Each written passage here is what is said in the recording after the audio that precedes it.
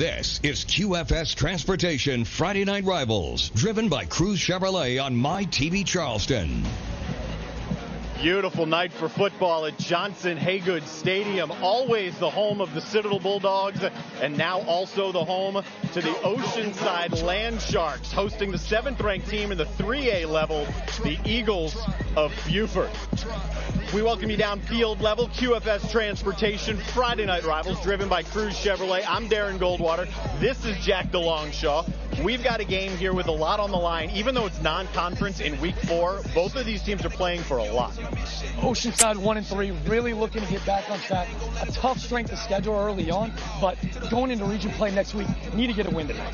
I'll take the words from Joe Call. Even though it's cliched, the Oceanside head coach said, yeah, you know what? This game is going to be decided in the trenches. So for that, Iman Smalls on Buford is about the biggest guy you're going to see on the field tonight. The 3-star defensive tackle, just picking up an offer from Coastal Carolina. He's looking to cause a lot of mayhem in that Oceanside backfield tonight. It's not just him. That D-line is loaded, but the Oceanside strength just might be on its offensive line.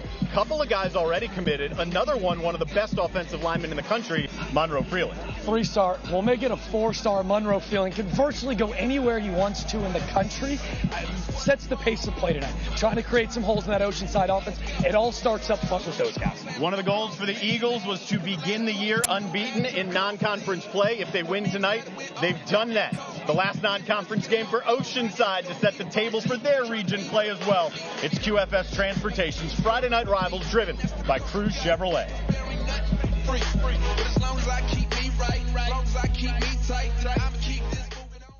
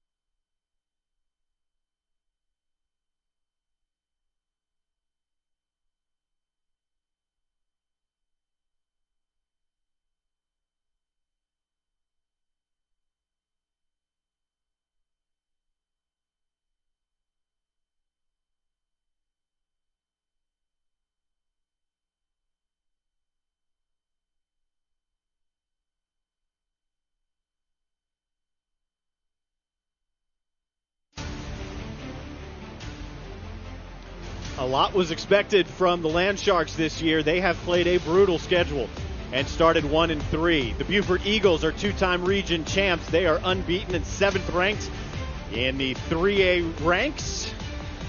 Check at the 4A ranks and trying to remain unbeaten.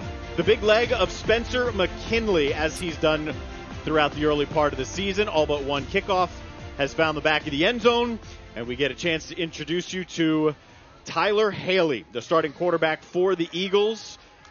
4A All-State last year, a 6'1 senior. He's accounted for about 260 yards of total offense per game.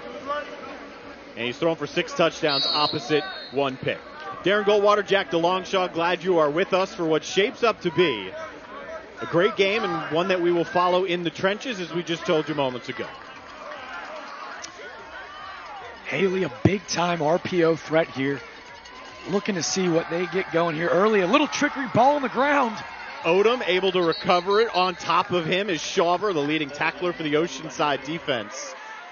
Buford comes out trying to catch Oceanside off guard, and instead loses 9. Try to make a statement here early, Darren. I think we had all week to draw that thing up, and probably not the execution that the Eagles wanted there early. Eagles have been very efficient offensively. This is a group led by a veteran crew. A lot of the younger guys that started when Bryce Librand took over the program are now juniors and seniors. That ball is incomplete. It is incomplete. That's the ruling on the field. Rico Harrell was the first on top of it. The intended target, Amari Morris, the running back. It is 3rd down and long right out of the gates here for the Eagles. Big-time hit there by outside linebacker number 7, Jake Alvarez. Alvarez breaking that pass up here early. Oceanside's defense, you will hear a lot from Shawver. You will hear a lot from Carson Arnold and Rhett Powell. And you've got a lot of guys with offers trying to set up the screen intended for Odom once again. And the Oceanside defense forces Beaufort back 12 yards on its first series of downs.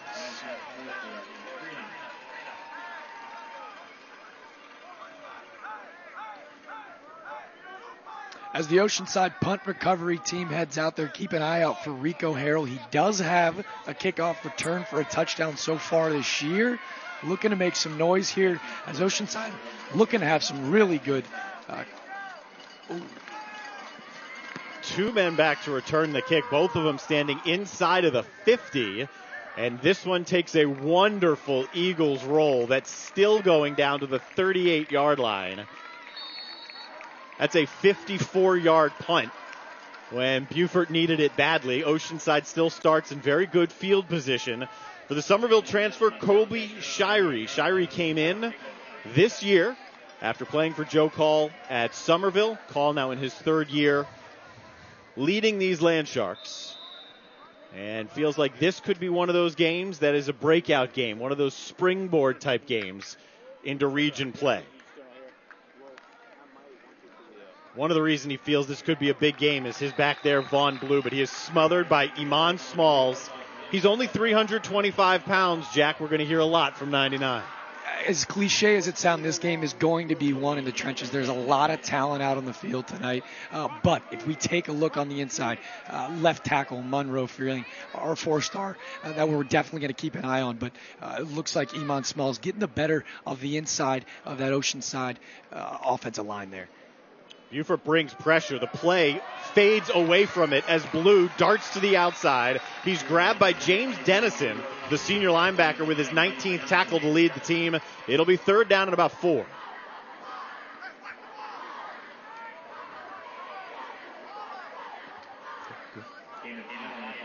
Yeah, and again, as we go back to those trenches, look inside. Next to Freeling, we're going to have Mr. Jacob Ashley. Ashley, a UNCC commit. There's a lot of big guys over on that left side of the field. Oceanside looking to take advantage of that tonight. Von Blue loving the holes that those 2 guys are creating for him so far this year.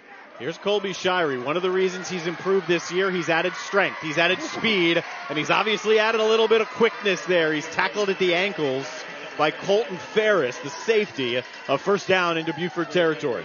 Nice little cut back there from Shirey. Really great vision to pick up the 1st down as they cross that 50-yard line for the first time today. Shirey, a really, really fun young quarterback to watch play today. And again, it all starts up front. Those guys, that left side of the field, hopefully going to be a big-time advantage to the Oceanside tonight. 1st and 10. Shirey elects to keep it, gets away from Alvin Wilson, and scampers his way close to another 1st down. Larry Saunders, the line judge, will talk about him. He's got him spotted right at the sticks. That'll move the chains. You'll hear more from Saunders as this game goes along, but first Shirey. We talked about the wheels out of Tyler Haley, the All-State quarterback for Beaufort. But, God, I mean, Shirey showing us the wheels early and often here for Oceanside as they look to keep this drive going. Miller Mott College first down, proudly supporting the Low Country's high school sports. After a 3-and-out for Beaufort on its opening drive, now this is Vaughn Blue.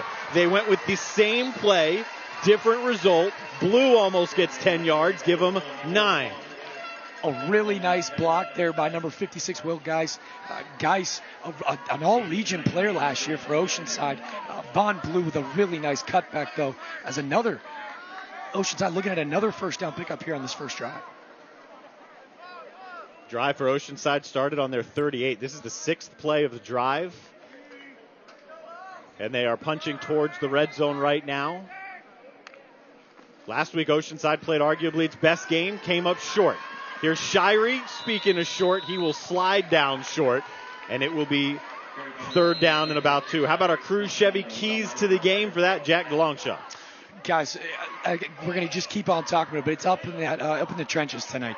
We talk a lot about number 99, Iman Smalls, and he deserves it. But the guy playing right next to him, number 58, Alvin Wilson, that's a big boy, Darren.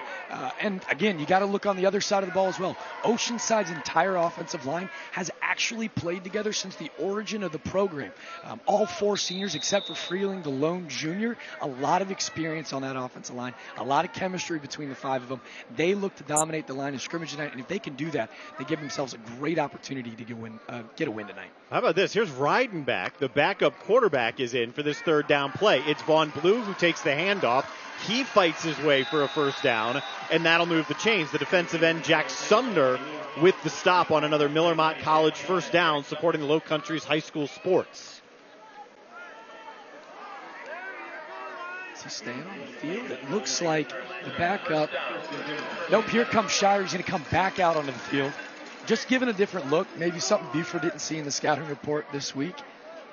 Possible his helmet came off. I'm not sure if we missed that or not. Either way, Shirey looks fine. 3 first downs on a drive that started on their own 38 after an Eagles 3-and-out on their opening play. Shirey keeps this one, dances through the middle, and isn't going to break free from the ankle tackle of James Dennison, who his coach Bryce Libran says is off the charts smart. Throw anything at number 9, the linebacker, and he's going to be able to pick it up, make sure the defense is in the right spot. Dennison leading that Beaufort Eagle defense in tackles this year. He's just got a knack for being around the ball. Look to say his name really all night. Might hear from his brother as well, who is an H-back tight end. He's got about 12 receptions on the year. First, this defense, which has not given up more than 14 points to an opposing offense all year. And Vaughn Blue carries this down about 3 yards short of a first down. It'll be another 3rd down try here. Blue really getting downhill, diving right in there, making it a much more manageable 3rd down to handle here. Got to imagine they stay on the ground. Shirey's been really good in that RPO for the Land Sharks here so far. Vaughn Blue practiced all week. He's about as close to 100% as he's been all year. He's in the backfield. 3rd down and short. It is Blue, who cuts to his left and will fall close to a first down. It was Dennison who applied the first hit, and it'll depend on the spot, which appears to be just a hair short. Colton Fairs, that I believe the free safety there coming in deep. Let's see here.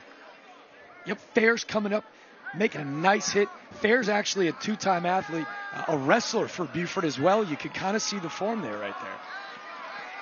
Sensing the momentum of this opening drive and the success so far, Oceanside has its 11th play of the drive here, 4th and short from the 10.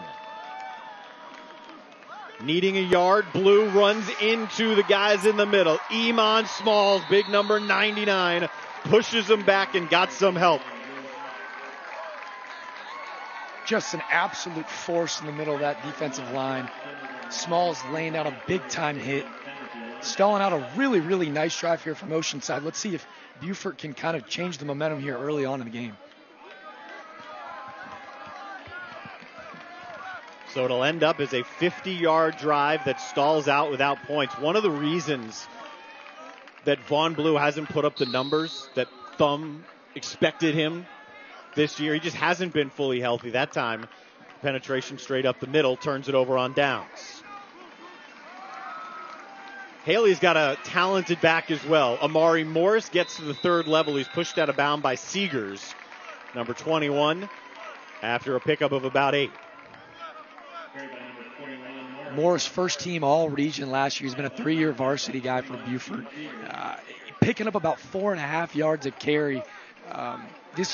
We've been talking about the Oceanside offensive line all night. This Beaufort offensive line is no joke as well. This is a Beaufort offense that averaged 41 points last year. Nothing to scoff at as Haley drops back. And he's taking a deep shot as well, and it is incomplete. It'll be third down. Zyron Odom, 3-sport star. Odom, a big-time basketball guy.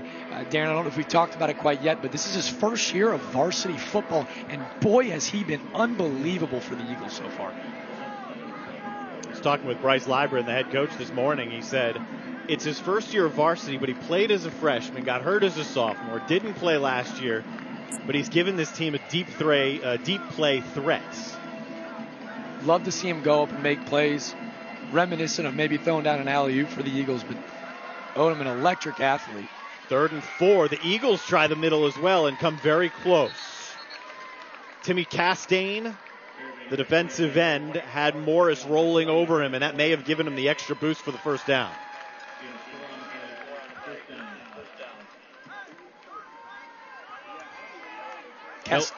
Castaigne joined on that defensive line by James DeVoe. Those two looking to make a big impact here tonight. Beaufort avoids, going 3 and out on its first 2 possessions. The southpaw on first down takes a shot down the field and is picked off.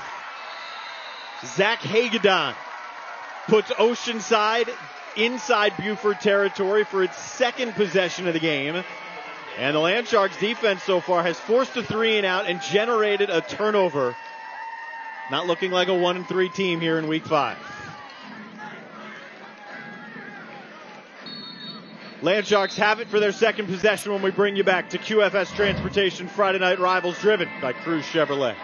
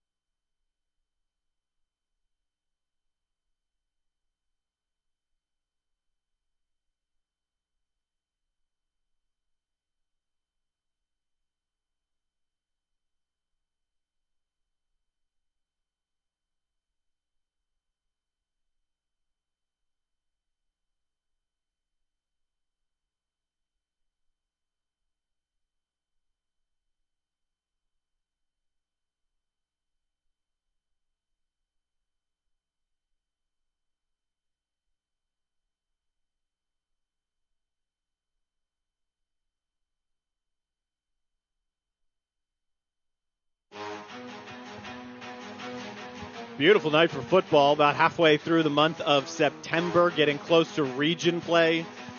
Both of these teams finishing up their non-region schedules. Beaufort hoping to finish it unbeaten. But so far their offense has been stymied by Oceanside. A 3 and out, then a turnover. Oceanside's first possession started at their 38. This one starts at the 43 of the Eagles, so it gets even better than that.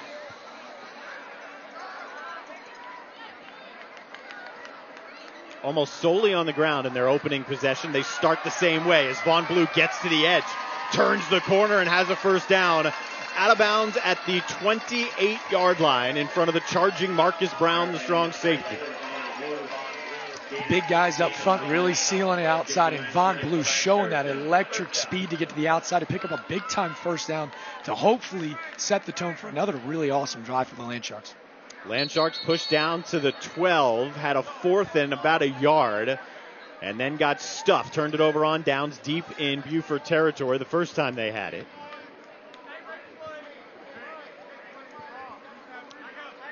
.4:30 to go in the opening quarter. We'll get the clock back on the screen for you here momentarily. 4.5 minutes to go opening quarter. Second possession for Oceanside.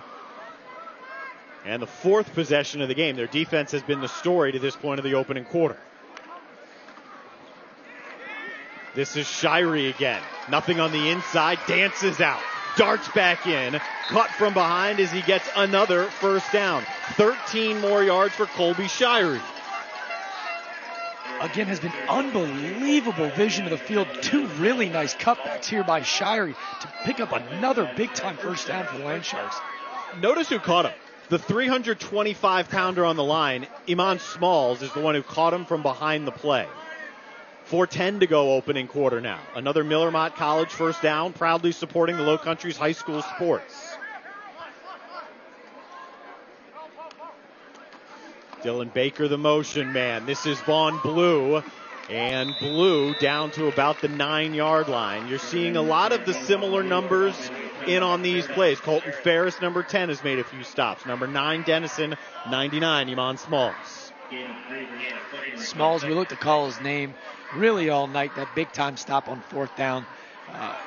It looks to cause a lot of problems inside for the Land Sharks. I think that's why we've seen him kind of get to the outside, try to stay away from the big fellas as much as possible tonight. We're not making too big of a deal of the importance of the trenches in this game. Joe Call said it to me this morning. Even though it's cliche, that is the difference in this game. Who wins there?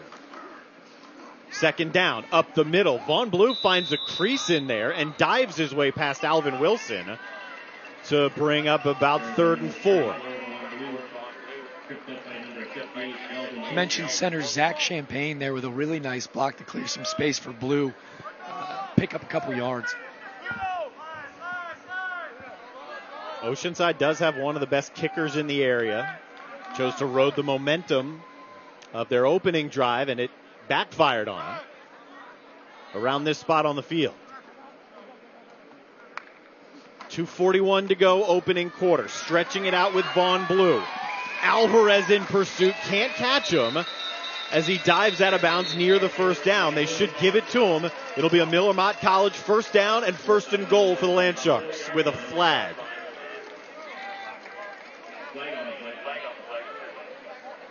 Let's see. It might be a hold maybe on the outside. As Oceanside's offense begins to back up, it does look like it's going to be a hold there. First penalty of the game. You can expect one of the better called games from an officiating standpoint. So we get a look at the hold here, number 1.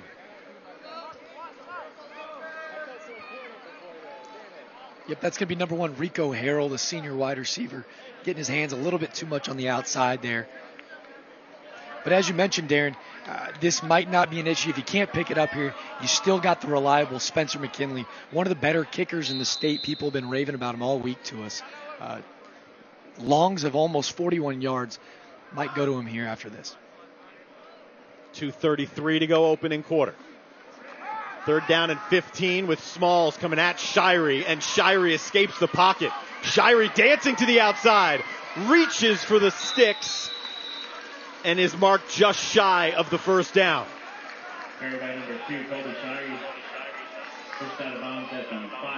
Looks like they're going to give him the first down here. And again, can't emphasize it enough. Shirey doing it with his feet early and often. Again, we raved about Mr. Tyler Haley of Buford and what they've been able to do with the RPO, but Shirey showing off the wheels tonight. They did mark him just shy, 1 yard shy. The foot went out as he extended the ball. And they're going to go for it on 4th and short once again.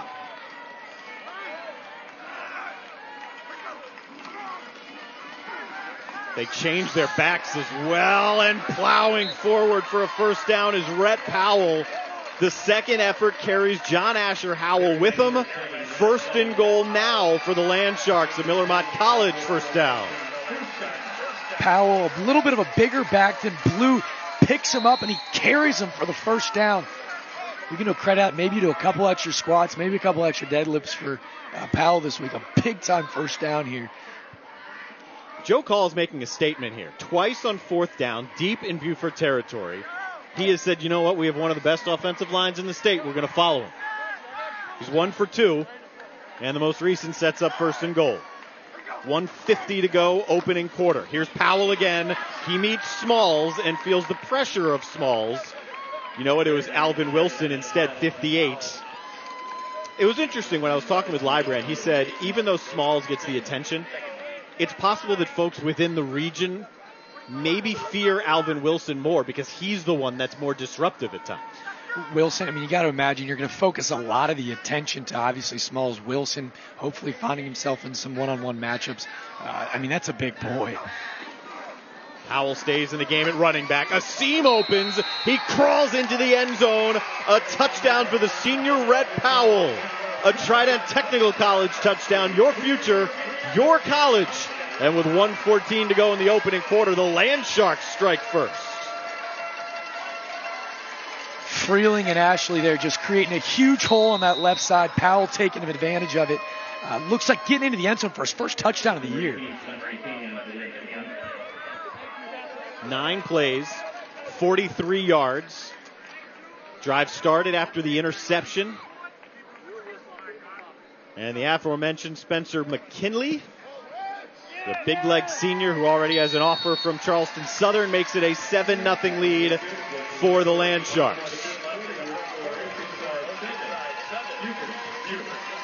Guys, I had the opportunity to sit down and talk with Freeling earlier this week. He mentioned the importance of getting out in front early. They wanted to punch these guys in the mouth early. They've struggled this year. They wanted to get out to a hot start here back at home, and going for it twice on 4th down, you can tell that was definitely in the thoughts of Coach Call there. Big-time touchdown early for the Land Sharks. During these games, I take some unofficial stats.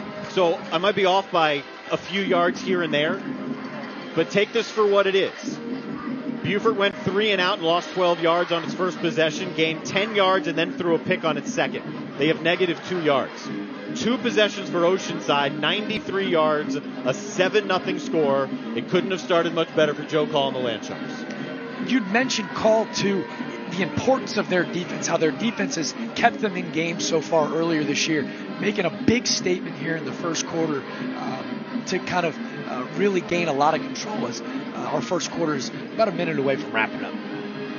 One of the ways you can tell a good high school kicker is right here on kickoffs. It's rare that it's regularly into the end zone. Spencer McKinley has 14 kickoffs on the year. 13 of them have gone into the end zone, including tonight.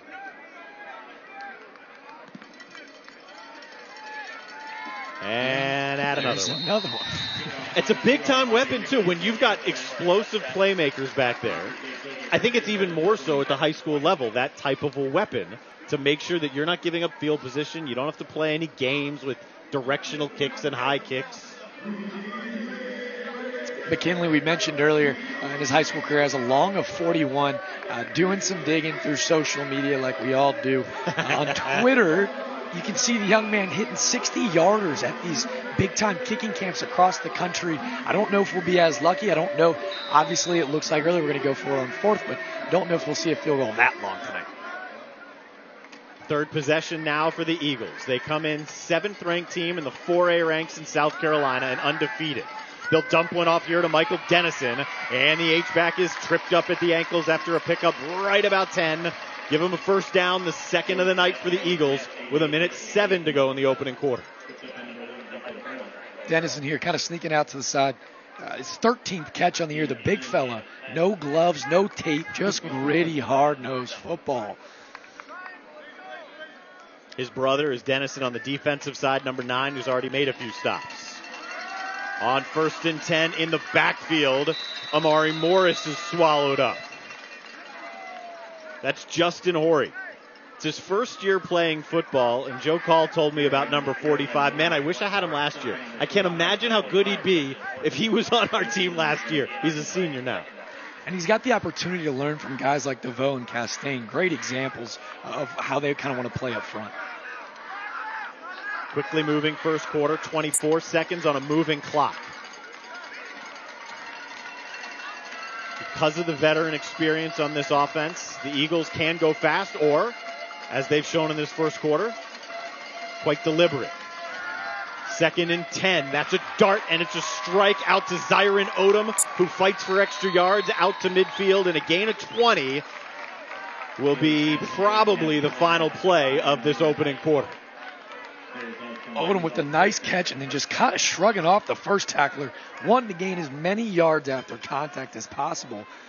Definitely didn't look like a basketball player there. Very physical on the yards after catch. Biggest play of the night for the Eagles of Beaufort. They've gained more yards in their last 3 plays than they did on their first 2 possessions combined. Looking to answer the Oceanside score. QFS Transportation Friday Night Rivals, driven by Cruz Chevrolet from Johnson Haygood Stadium. Through a quarter with the Land Sharks on top.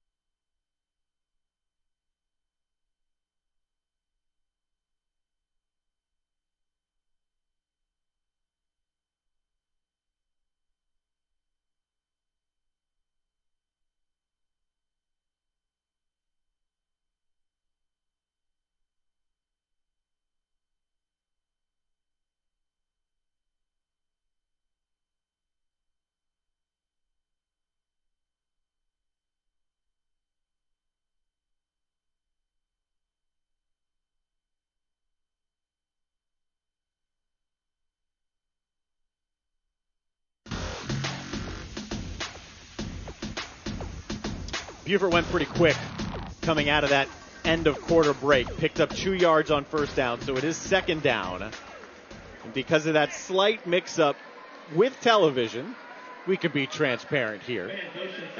I believe this is an official's timeout. It gives us an opportunity to talk about Larry Saunders.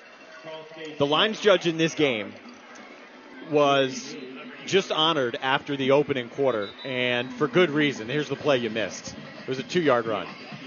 Larry Saunders is working his 350th high school game tonight. His first ever game, this same exact stadium. It looked a whole lot different then. And is retiring after this game to pursue what is already an ongoing career officiating in the ACC. He picked this entire crew by hand.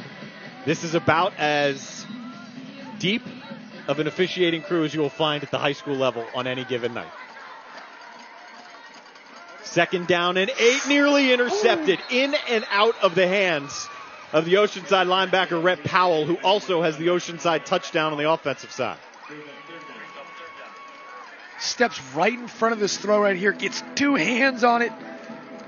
I believe that was number 7. Yep, Rhett Powell, unbelievable play. He's going to be kicking himself for not holding on to that thing. Drive that started at the Beaufort 20. Hit on a 20-yard strike to Zyron Odom, their leading receiver. That got him to midfield. Now they're looking at 3rd down and long with 11:23 to go in the opening half. Down by a touchdown. A strike is thrown by Haley, and that'll move the chains. McLeod Rochelle's 15th reception of the year. Perfect height for a slot guy, 5'8", 165. Found an area in that bubble and moves the chains. Really nice toss by Haley there. Put it only where Rochelle could go and get it.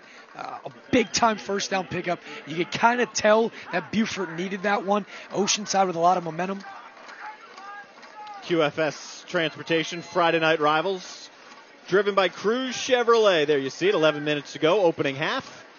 And a first down. That brought to you by A&I Fire and Water Restoration, making your house home again after disaster strikes.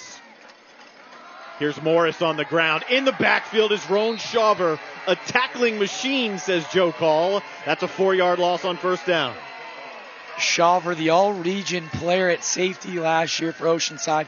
Coaches and players rave about this guy's work ethic. He was the OCA Hammer Award recipient last year. The guy just loves to get after it. Really, really gritty play there to get the tackle for a loss. If I ever got an award that was the Hammer recipient, I think it'd feel good. I don't know if I've ever done anything worthy of a Hammer Award. I would definitely make sure that would be my nickname. Well, Haley just got hammered as he throws one out of the reach of Zyron Odom. It'll be third down and long. Haley looking to go to his big-time basketball target downfield there, just a little bit long. Looking at a long 3rd and 14 here. Got to imagine Haley going to get creative, maybe get outside the pocket. That RPO has not been too kind to him so far tonight. Hopefully change it up here on 3rd and 14. They flipped the receivers. Their two leading receivers numbers-wise. Now on the bottom of your screen, Odom 5, Rochelle 23. 3rd down and 14 for the Eagles. And Beaufort needs a timeout. Beaufort's 4-0 on the young season. Their defense has not given up more than 14 points to an opposing offense all year. In the one game they gave up 23. They also had a safety in there and a special teams touchdown. And they're down 7-0 here to Oceanside. Jack, we've talked a lot about the trenches here. So far, from my eyes, Oceanside's winning on both sides of the ball. Couldn't agree more, and you got to love the effort. Obviously, everyone's been raving about Freeling. He is the 4-star guy we're watching. But even on that last drive, you see the big-time run by Von Blue. Freeling getting 20 yards downfield to make sure he can tack on a couple extra blocks wherever he can. A couple of rosters not devoid of college talent, be it Division I, Power 5, FCS, some Division II. There are a lot of guys out there on this field tonight who will be playing on Saturdays when their time comes. Tyler Haley is probably one of them. 3rd down and 14. That's low, and it's Odom who goes down to get it. A really nice catch there to make it a little bit of more of a manageable 4th down.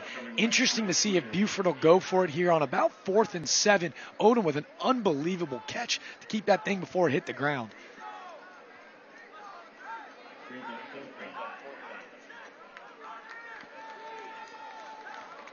With that play call, you get the sense that Beaufort was looking at 3rd down and 14, thinking this is 4-down territory. So 4th and 7, tipped and incomplete. Rhett Powell's been everywhere, and Oceanside turns Beaufort over on downs. We've been raving about the guys in the trenches. This linebacking crew has shown up ready to play today. Powell putting 2 more hands on another really nice pass, probably a first down. Dennison kind of open there, found another soft spot. Powell making sure that Land Sharks get the ball right back.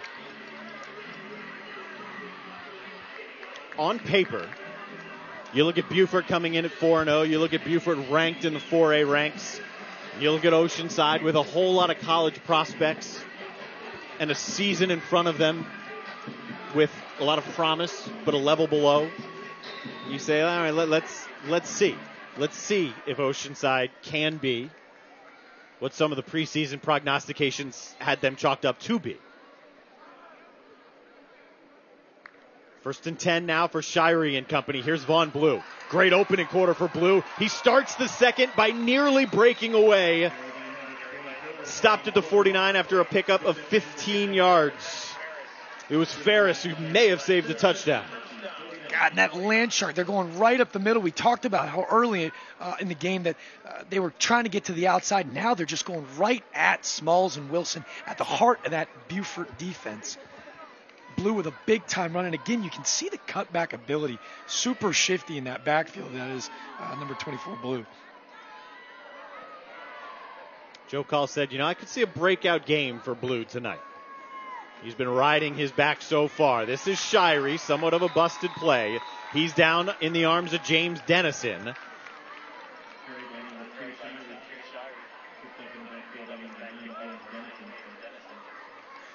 Dennison, again, mentions his name a couple times, and I believe that's his 19th tackle of the year. That's a Beaufort defense leader right there. Like we said, he's just going to have his nose on the ball. I'm curious, Darren, I'm curious what those Dennison backyard tackle football games look like growing up. You'd know, you've got two brothers. On second down here, this is Shirey. Down the sideline and out of bounds inside of the 30. Another first down for Shirey. They're finding holes in this defense. They didn't know how that middle, the interior of the defensive line would stack up. So far, they're finding gaping holes. Shirey, almost using the Beaufort game plan against him. This RPO has been wildly successful for the Land Sharks today. Shirey showing that cutback ability too. He said, Mr. Blue, I can do it as well. Gain of 17 yards there for Colby Shirey. Oceanside took on one of the top players in the state last week. Randall, the receiver from Myrtle Beach. Fell in a close one. On first down, there's contact and a flag before the ball got there. He wanted Cole Strickler. Stricker probably the biggest receiving option for this Oceanside. Yeah, you can see there. We haven't said his name quite yet today. Daryl DePass, number 11 for the Beaufort Eagles. Couple big-time UNCC, Austin Peay, Middle Tennessee State. He gets there a little bit too early, but that's a guy that we definitely need to keep our eye on for the rest of the game because he's been a stud all year for the Eagles. I think one of the reasons the Eagles' defense has been so good, making what Oceanside has done here as impressive. They're loaded up front, and then on the back end, you've got two veteran safeties. That Librance that always has them in the right spot, and you've got a D1 corner on the outside. And Oceanside just seems unfazed. They haven't really wanted to throw the ball quite yet today. They're just staying on the ground. After the penalty, it's 1st and 10. Little bit of a jet sweep here. It's Rico Harrell, and he's out of bounds in the arms of Colton Ferris. They're getting to that third level quite a bit. It's a run of about 4. Harold, you can see the speed there out of the backfield, wanting him to get into motion. This guy, as well as Zay offered, these guys are electric playmakers. You want to get the ball in these guys' hands as much as possible. But with how effectively they've run the football, we haven't really heard from them quite yet. And I'm sure they don't mind as well as long as they're winning. Winning is good. Winning cures a lot.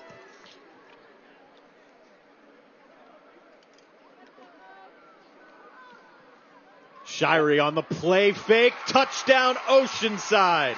There's Cole Strickler and another Trident Technical College touchdown. Your future, your college. An unfamiliar position for the Beaufort Eagles. They're down 13 in the first half. Gosh, Strickler just kind of sneaks back out. That might be the easiest touchdown grab he's going to have all season. We talked about the big body, wanting to find him maybe here in the red zone, but he didn't really have to shoo anybody off there. He was wide open. 6 plays, 66 yards, capped by the Colby Shirey to Cole Strickler touchdown. And the Land Sharks have jumped up by 2 touchdowns on an unbeaten 7th-ranked Beaufort Eagles squad at the 4A ranks in South Carolina. QFS Transportation, Friday Night Rivals, driven by Cruz Chevrolet, being driven by Cole Shirey.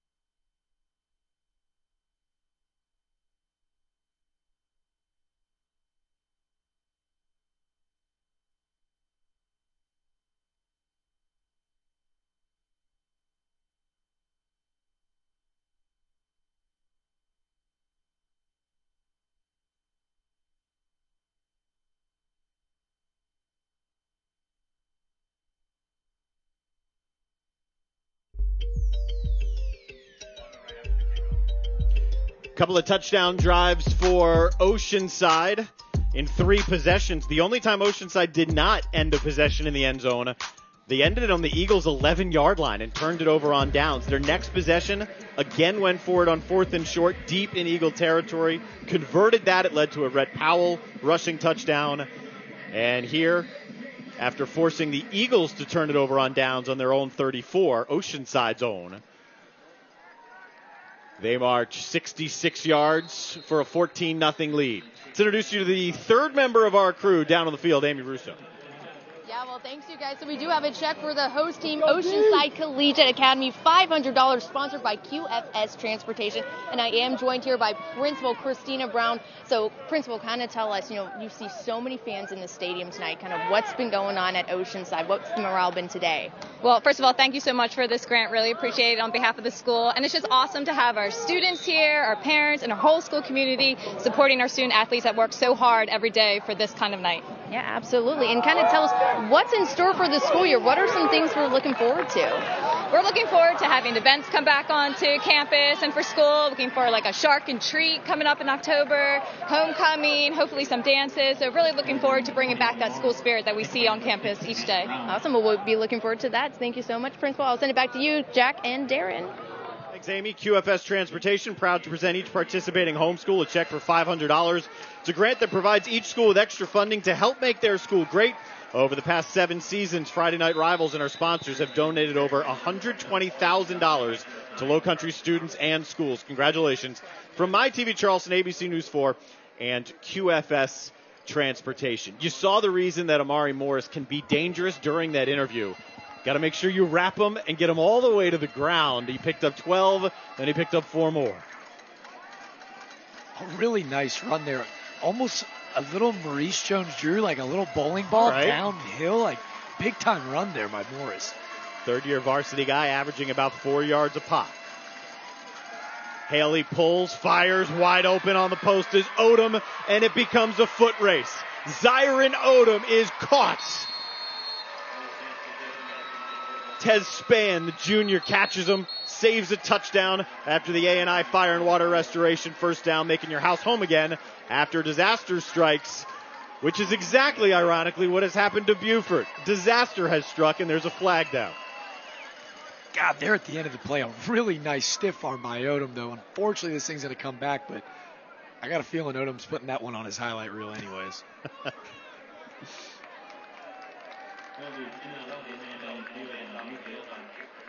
Odom's also, would you call it a sprinter at the 400-meter level? Is that still a sprint? I got to imagine so. It's a sprint to me. Here's a look at the hold on Castaigne. Being held is Castaigne.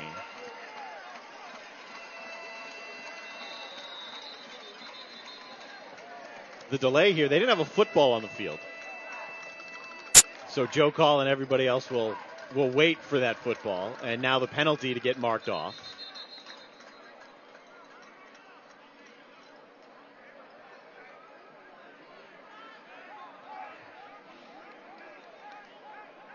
What would have been the biggest play of the night for Beaufort, negated by a penalty.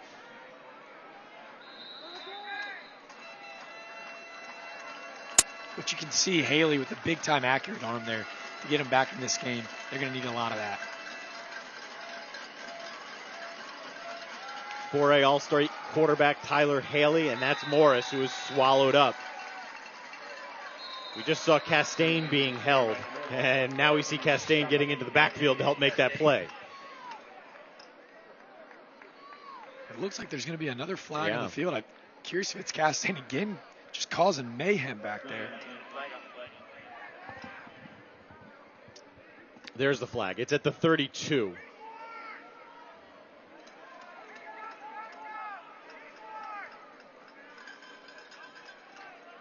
When we talked about the trenches, if there was a defensive line that we expected to have more success, it was certainly that of Beaufort.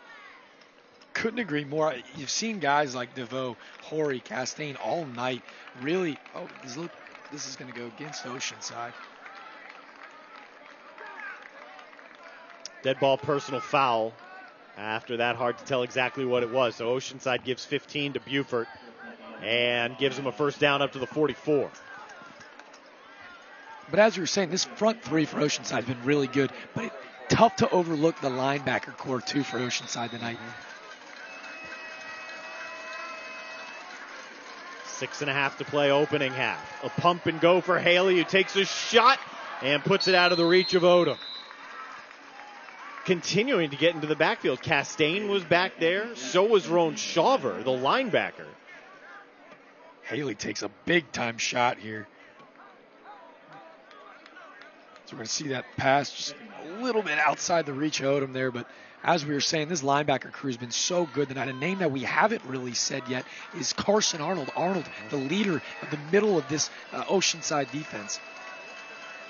Number 9, standing in the middle of that C. He, by the way, holds an offer from the school that owns this field, the Citadel Bulldogs. Haley rips it away from Morris, and Haley is dropped again behind the line of scrimmage. Roan Shawver again. Shawver snuffed that RPO out from the get-go, just putting his helmet right on the middle of the chest of Haley. A really nice play. They've been containing the outside so well. This Landshark defense has been so impressive to contain such an explosive Eagle defense. As we mentioned earlier in the game, this offense is nothing to joke about. 41 points per game last year.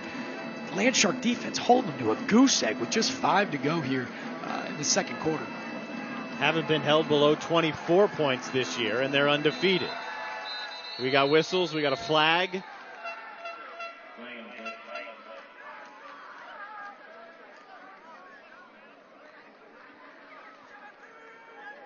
This is Carol Bledsoe.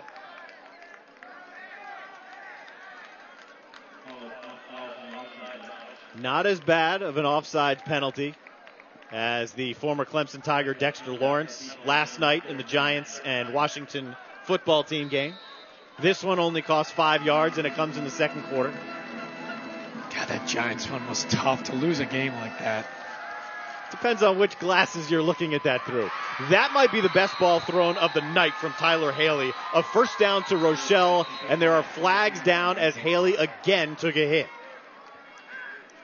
Rochelle's run some really incredible routes here tonight to kind of pick apart that Oceanside secondary. That's the second one that Haley's kind of found him on the sidelines, but it looks like this thing's coming back as well.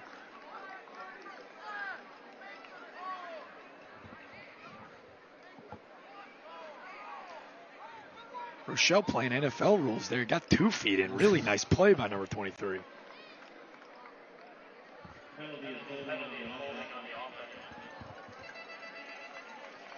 So puts them back at the 32-yard line. They need the 46 of Oceanside.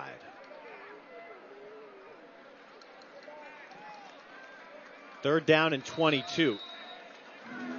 That's how much havoc this defensive line is creating for Beaufort. Not only are they getting into the backfield and creating negative yard plays, they're being held half the time on this drive. Third down and long, a 3-man rush allowed to come in as the receiver screen to Odom. He's popped and loses the football. Shawver knocks it free, and Oceanside collects the loose ball. Shawver, we've been saying his name all night, but what a hit to jar that ball loose. Oceanside jumps on it. Again, incredible field. Look at this hit right here. Ooh, pile drive. Shawver, what a play. It's going to be picked up by number 40, Timmy Castaigne. Oceanside with incredible field position. Again, we're going to start on the other side of the 50. It looks to be the 34 as, let's see here, as Colby Shirey again looks to get this Oceanside offense going. Oceanside has started with a short field in every possession. Their own 38, Beaufort's 43, their own 34, and now again in Beaufort territory at the 34, and they pick up 8 yards on first down.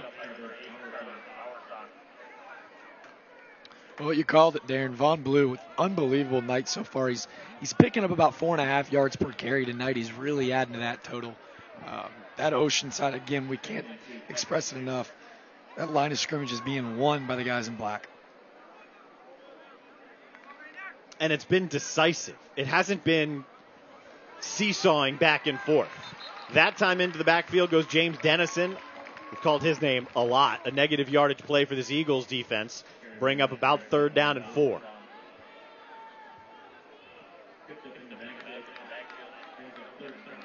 Curious to see if Oceanside stays on the ground here. It's been so successful for them all night, or maybe they go back to Strickler on the outside here at the bottom of your screen. He's paired at the bottom with Rico Harrell. A lot of speed on the outside. See if they can go to the air here. Oceanside has not thrown many passes. They've thrown 2 or 3 passes tonight. I was going to say, I think just 2. Mm-hmm. They bluff it to Harrell. They come up the middle with Blue. And there's the defensive line, the highly touted defensive line. And Iman Smalls just got offered by Coastal Carolina a few days ago, actually. Look at Smalls right there. Boom. Wrap up the legs. Alvin Wilson also back there with him as well. Got to imagine the big guys looking to maybe create some mayhem here on the field goal try here by Spencer McKinley. Somewhat of an indication of maybe score, certainly direction. McKinley likes kicking this way better. There is more of a carry to the ball in this stadium going this way. I'll give you the explanation that I got, but it won't make more sense to you than it did to me. This will be a 48-yard try. Ooh. And McKinley with plenty of leg on that thing. That'd have been good from well over 50. Spencer McKinley tacks on 3 more for the Land Sharks, who lead the undefeated Beaufort Eagles 17-0. Showing off why he's one of the most highly touted kickers in the state. That's a high school career high. Previously just at 41. Showing off that Twitter videos that we saw. 50, maybe 55. It was a boo. In some ways, you can consider that possession a win for the Beaufort defense. Oceanside had their way, except for 1 4th and short play at the 11 of the Eagles. This time, the Eagles defense moves them back 4 yards, forces them into a kick. Maybe that adds to some confidence for this defense that has given up more points in one half than they've given up in 4 games individually all season. They've given up 17 now. Would love to see the All-State quarterback Haley here come out and really have his way with this Oceanside defense. Haley, like we had mentioned, Newberry and Benedict scholarship offers actually for the All-State quarterback. Would love to see him kind of catch fire here and get the Eagles on the board. Speaking of Newberry, the Division II school, they're here at the Citadel tomorrow. They're on this field. There's the leg that just destroyed a 48-yard field goal. Telling you, it's a luxury. You know the opposition starting at the 20-yard line every single time. So far tonight for the Eagles, they've had the ball 4 times. They've got 91 unofficial total yards. Couple of turnovers in there. Threw an interception and turned it over on the Shawver hit on their last possession. And I wonder, Joe Call earlier today said one of the things he saw on tape from Buford is how multiple they are defensively. They're changing things all the time. He thinks that can confuse people, but they had a chance to see it on film. I wonder if what they're doing defensively, Oceanside, is having a similar effect on Buford. Tight window there, a juggle and a drop. Odom gave up on that ball, but Spann nearly caught it for the interception. A really nice play there. It looked like it was never going to come down. It looked like it touched 3 or 4 different hands before it finally came down to the brand new turf, it looked like, by the way, walking out there earlier today. By the way, not only brand new, it's bouncing. Maybe I shouldn't say this or have done it. I took my shoes off and walked on it barefoot. Turf is fast. It felt good. A lot of points on the turf. Not so much for the Eagles so far. 2nd down and 10. Got it out of his hands immediately, and he gets it out to Rochelle for a pickup of 8. 3rd and 2. Haley been so effective this year. He really spreads the ball around to all of his receivers. You've heard all their names tonight. Odom, Rochelle, Dennison a couple times. Haley does a really good job of getting everybody involved on the offense. Just haven't been able to execute like they usually do.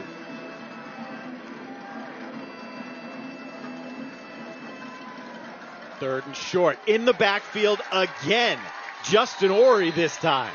It'll bring up 4th down. Unbelievable play by Horry here. Just absolutely wrapping Morris up in the backfield. Had nowhere to go. A really big-time play by Horry. It's hard to believe that this is his first year playing. He looks the part, though, doesn't he? Oh, he's definitely learned well from DeVoe and Castaigne. I mean, a big-time play there. He walks with swagger. He's got the body if you're going to play on that defensive line. This Oceanside team had a statement to make tonight. They're 1-3. There are questions about how much was thought of them coming into the year, how strong their offensive line is, how many prospects they have for the next level. Now, look, one of the reasons they're 1-3, they played Butler, one of the top teams in North Carolina, with less than 24 hours notice. Their game in week 1 was canceled while they were eating pregame meal at about 3 o'clock. They found a game the next day, went up to Butler, and Joe Call said he just didn't play well. It was a very good team, though. Then they've also played Gray Collegiate, C.E. Murray, Myrtle Beach, one of the better schools in the state. And another prove-it type game, and nearly a blocked punt. 2 guys back for Oceanside, Rico Harrell and Zay Offord, both elect to let that go. It's still going. I was going to say. It's rolling like a baseball rolls. Number 3, Zach Hagadin, though, in the backfield there for Oceanside, nearly blocking a punt. This Oceanside student section, I believe, would have absolutely erupted with a big-time block punt there. A game on paper that felt like a better matchup than the records would indicate. And yet playing out on the field, as we've been saying from the moment we came on air, it's about these offensive lines. Oceanside defensively has been in the backfield all night, and they've been creating seams offensively for Vaughn Blue and Colby Shirey. They've only thrown it 2 or 3 times.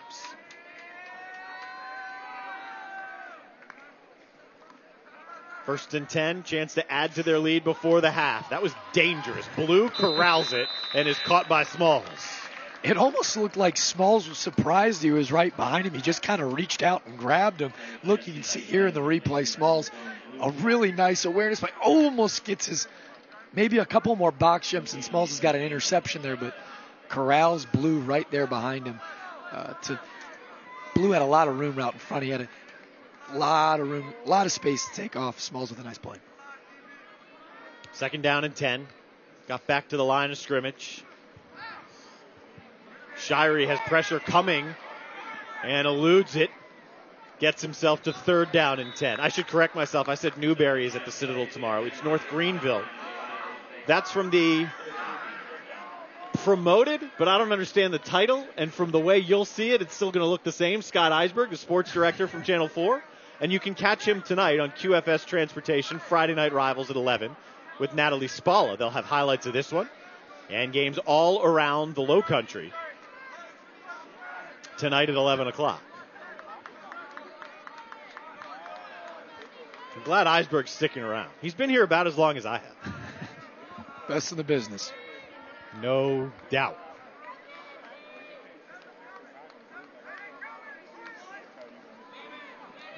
Shirey steps up into the face of pressure and hits Strickler, but he can't bring it in. Marcus Bowman was there in coverage. He also had Zach Talbert back there with him. Dennison eyeing down one of his, I believe it would be his first sack of the year, just out of reach. Shirey with a really nice toss downfield, just out of reach for Strickler. We told you they'd only thrown it 2 or 3 times all night. Pass, pass, pass. 0 yards, punt.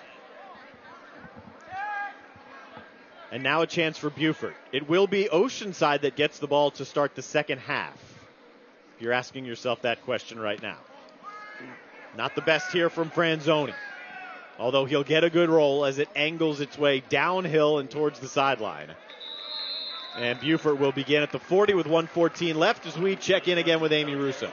Yeah, well, thanks, you guys. So I'm down here with Wiley McCall, a history teacher over here at Oceanside Collegiate Academy, actually. So, Wiley, kind of tell us, you know, it's been a few weeks into school. So what have you been kind of seeing so far? What's gotten better? So we've had students back on campus since the very beginning, which has been amazing. Seeing their faces every day, everyone's very positive. Our culture is up and going, and it's been great. And something that we didn't have last year that's now being brought back again this year is college reps to the school. So kind of tell us, what can students expect with that? Yes, so we are a collegiate academy, so our kids are all in dual enrollment classes, and so preparing for college. And so we are welcoming college campuses back on campus the end of October. So we're really excited for our students, and they're excited and prepared and ready to go. Awesome. Well, thank you so much, Wiley. I'll go ahead and send it back to you, Darren and Jack. Thanks, Amy. I don't know if when you're having these discussions down there, if you can hear how loud these hits are. Oceanside, Jack, they can hit, man. They're making their presence felt. The duo of Darnold and DeVoe right there, just laying the boom. Like we said, Darnold, the big-time captain of the defense here, I mean, just laying it down. Excuse me, I believe that was Rhett Powell again. Powell with a really, really impactful first half for the Land Sharks. Yeah, Powell has a rushing touchdown. He had a interception, I believe, and he had two that just went right off his mitts as well, I believe.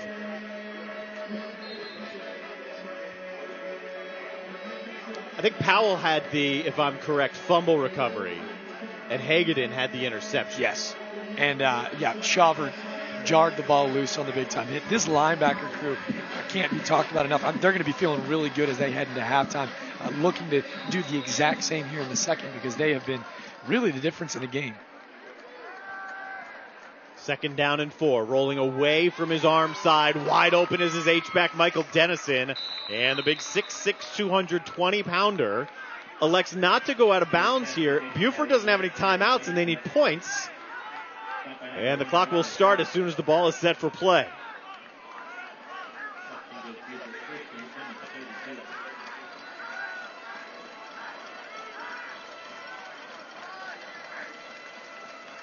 .50 seconds to go here in the opening half. Haley, Odom on a dime, and that one is stripped free. As the ball got there, so did Zay Offer. A really nice play to jar that ball loose from Odom. Odom, you can see, just so much bigger on the outside, but offered with a really nice play to get his hand in there and kind of create some pressure on Odom.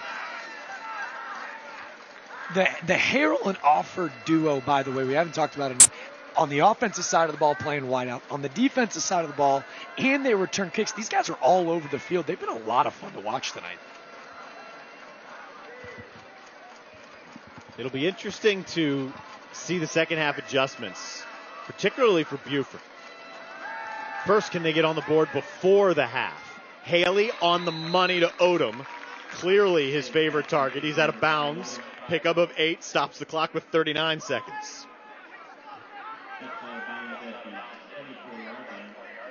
Haley really showing off the arm strength there. I mean, he put that thing right on the numbers. You can see why this guy was an all-state player. He's shown flashes of it. The guy is, I'm sure, going to be upset with the first half performance, but with throws like that, you're never out of reach if you're Beaufort, because this guy has done it. He showed you last year as an all-state quarterback, and I'm sure that they're not too worried, but going to need a big change here in half. And keep in mind, this Beaufort defense, couple of 3-and-outs last 2 times they were on the field. There's your RPO. Haley, what a dangerous flip to Rochelle.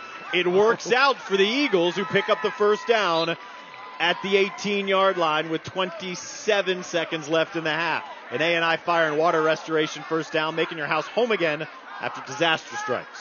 Haley, I think you can only do that if you become an all-state player. A really gutsy play. I'm sure coach was a 2-pump, but really loved the results there.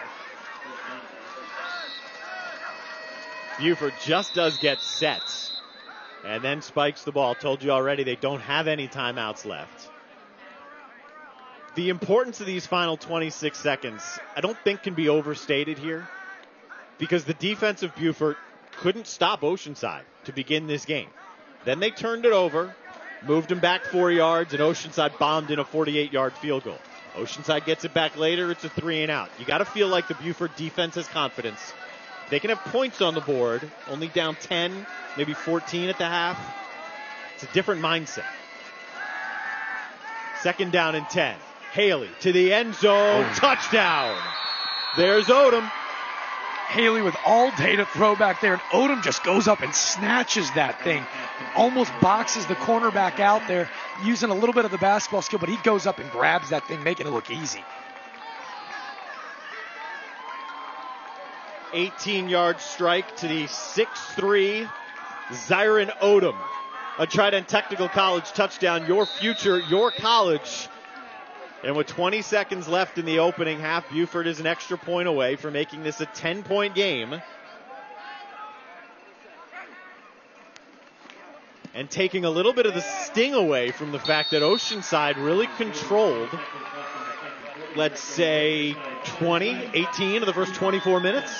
Coach Librand, I'm sure he's going to have a lot to say at halftime, but he's got to feel good to only be down 10 in a half that really Oceanside dominated when it came to time of possession and field position.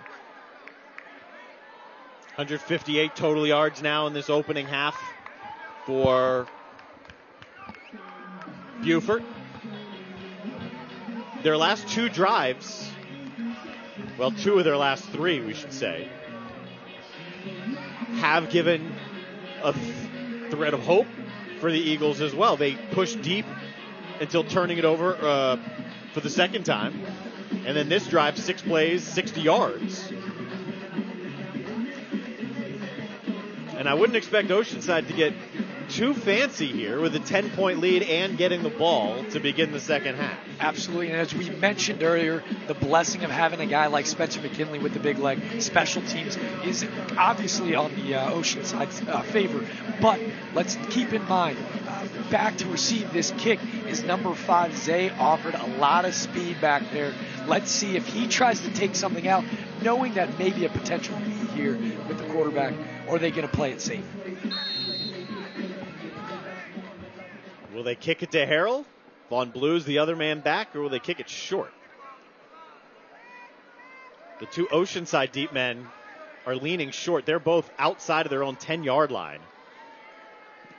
Caparola's kick will land even farther upfield than that and skip right to Von Blue, who takes it on the move and shakes his way out to the 30-yard line. Just a hair past that with 14 seconds left in the half.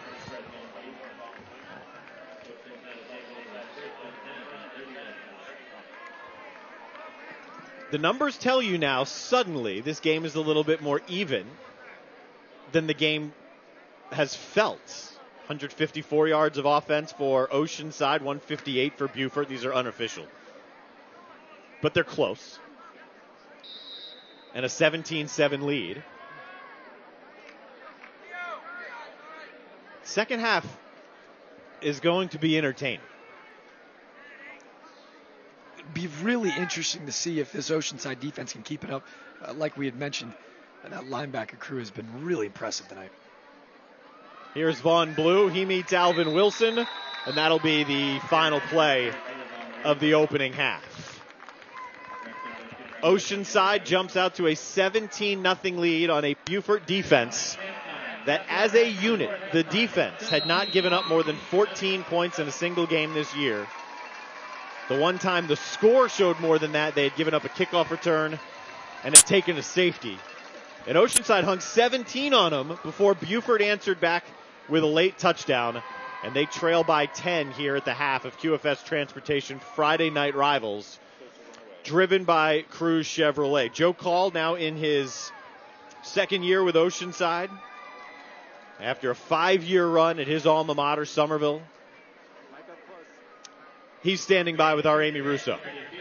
Thanks, you guys. I am here with head coach Joe Cullen. Coach, an excellent first half. Y'all are up 10 points now. Are you happy with that, or what's kind of going on in y'all's head? Yeah, we played good, for most of the half. And right there, offensively, we just need to make a few first downs. And, we had a couple bad penalties right there, that kind of let them stay in and gave them the ball right there with a short time, and they just moved it right down the field. We shouldn't have given up that touchdown before half, so we got a lot of corrections to make at halftime. Yeah, and what are some of those corrections that y'all are looking to correct? Just the bad turnover, bad penalties right there, so we're protecting the ball, we're moving the ball.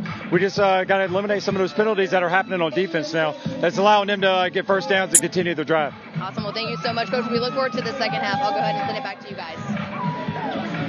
Great job, Amy. 17-7, the lead for Oceanside over an undefeated and 7th-ranked Beaufort Eagles team. in the 4A ranks of South Carolina football. QFS Transportation Friday Night Rivals, driven by Cruz Chevrolet, hits the half at Johnson-Haygood Stadium.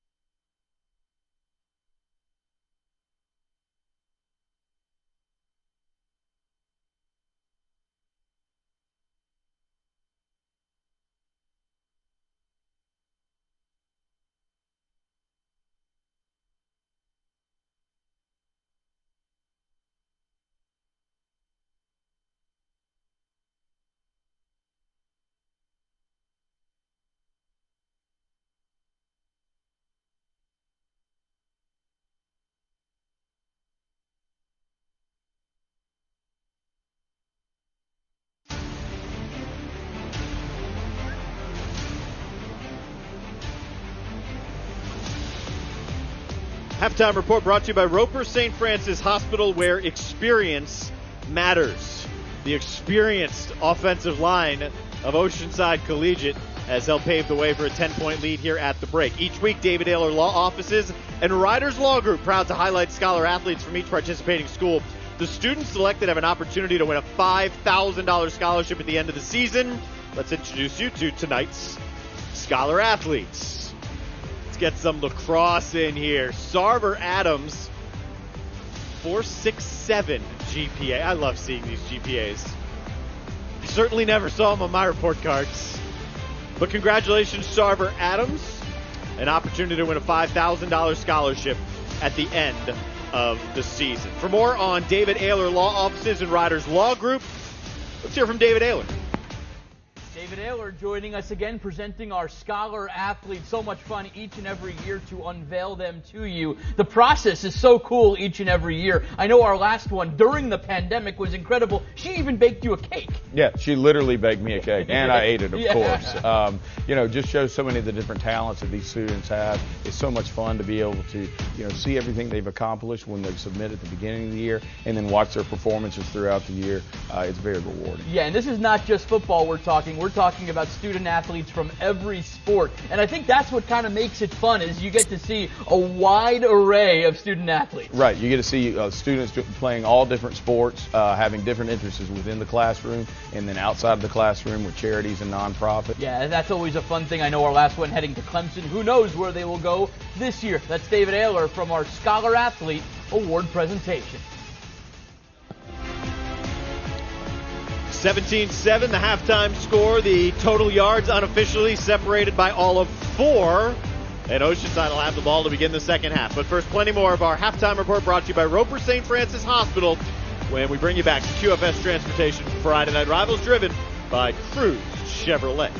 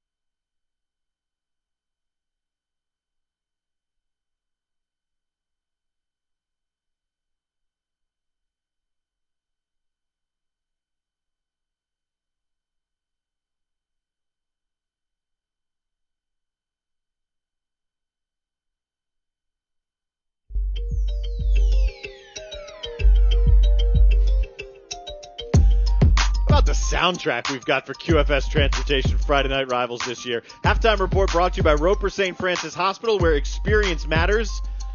I didn't plan this, I promise. Speaking of soundtrack, how about a Rockstar cheer of the night? We don't have two for you. You can't vote, but you can appreciate and watch what is already dubbed as our Rockstar cheer of the night.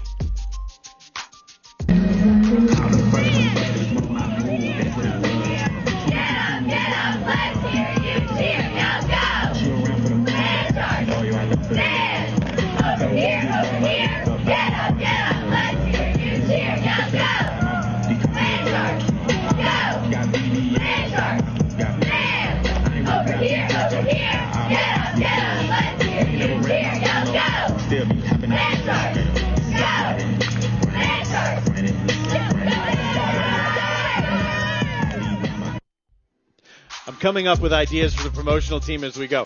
This soundtrack, the whole Rockstar group, maybe they can provide the entire soundtrack next year. I don't even know if that's possible. That's your Rockstar cheer of the night from Oceanside Collegiate. More at the half from Johnson Haygood Stadium. We'll get you some scores around the low country and get you set for the second half. Oceanside up by 10.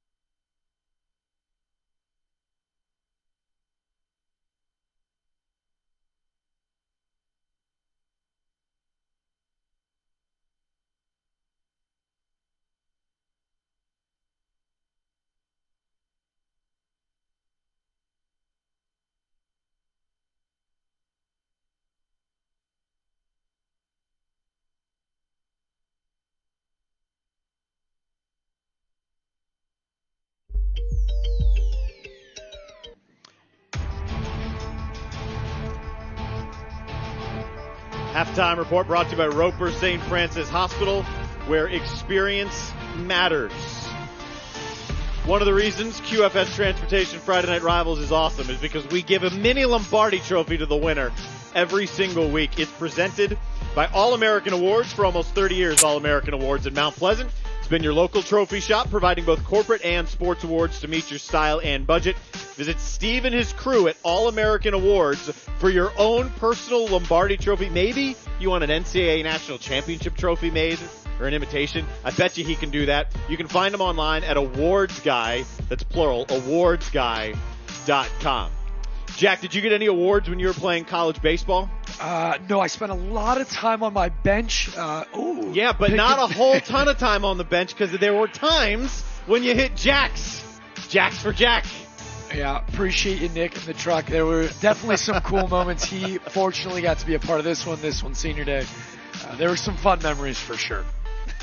Finished out your collegiate baseball playing career up at George Mason and decided to get into sports media. Welcome to the club. I had a lot of fun. I got a lot to learn.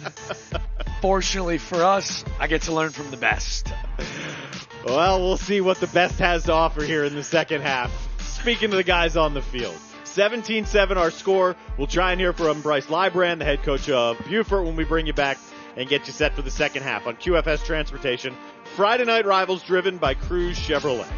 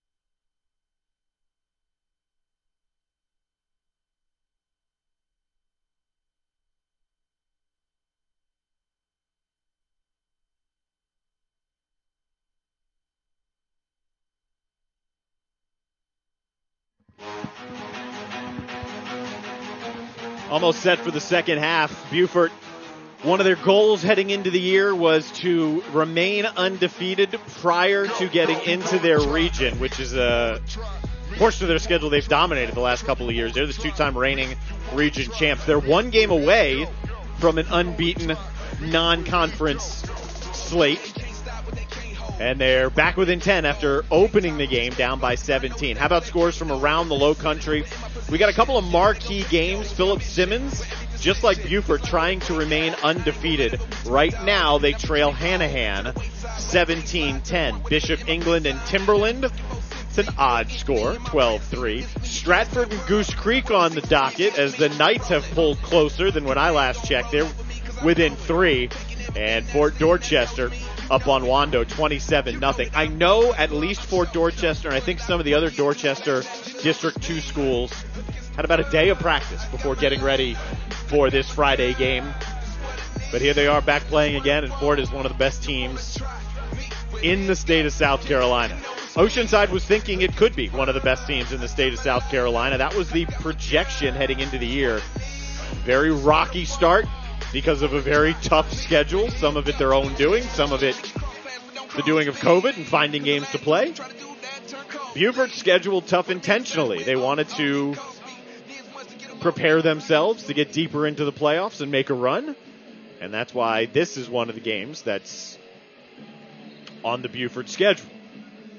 Alongside Jack DeLongchamp, Darren Goldwater, we're getting you set here for the second half between Oceanside and Beaufort. After what you saw, Jack, in the last few possessions, with Beaufort's defense tightening up, their offense going down the field, lightning quick to put some points on the board, What do you expect to see here in the second half out of Buford in particular? Well, after a couple really nice balls that Tyler Haley threw there in the first half, you knew that it was there. The All-State quarterback was just waiting to break out. That possession, to do it that quickly, just shows you that as dominant as Oceanside has been in this ball game, that Buford offense is not going to go away quietly. We'll recap the scoring for you. First, it was Oceanside that marched down to the 11-yard line of Beaufort, turned it over on downs. They get it back very quickly after an interception from Hagedon and go in with a Rhett Powell touchdown run. That drive also included a fourth down conversion deep in Beaufort territory. Next possession for Oceanside, it was a Strickler touchdown reception, one of very few, less than a handful of passes that had been thrown at that point by the Land Sharks. That put them up 14-0. Another Beaufort turnover gave the ball to Oceanside in good position, but then that's when the Eagles defense started to play like we expected them to play. They moved Oceanside backwards, 3 points on the board after that, and then a late touchdown strike to Zyron Odom capped a 60-yard drive for the Eagles. As you get a look at some of the highlights, this is the Strickler touchdown. Sherry was so impressive with the feet. It's going to be really interesting here in the second half if Oceanside can regain that momentum on the ground, see if they can establish that run game, because that's where they were really, really dominant there. Wonder if Beaufort tries to attack the edges a little bit more with Odom after seeing how successful Myrtle Beach was.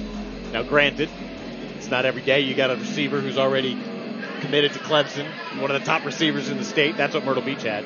And a pretty darn good quarterback as well. But Odom's no slouch, and he's got the size, and he's obviously got the speed and the ability to stretch the field. Is that an area that Beaufort tries to attack in the second half? First, it'll be Beaufort's defense. Oceanside will get the ball first. Unofficially, 154 yards of offense in that opening half for Oceanside, 158 for Beaufort.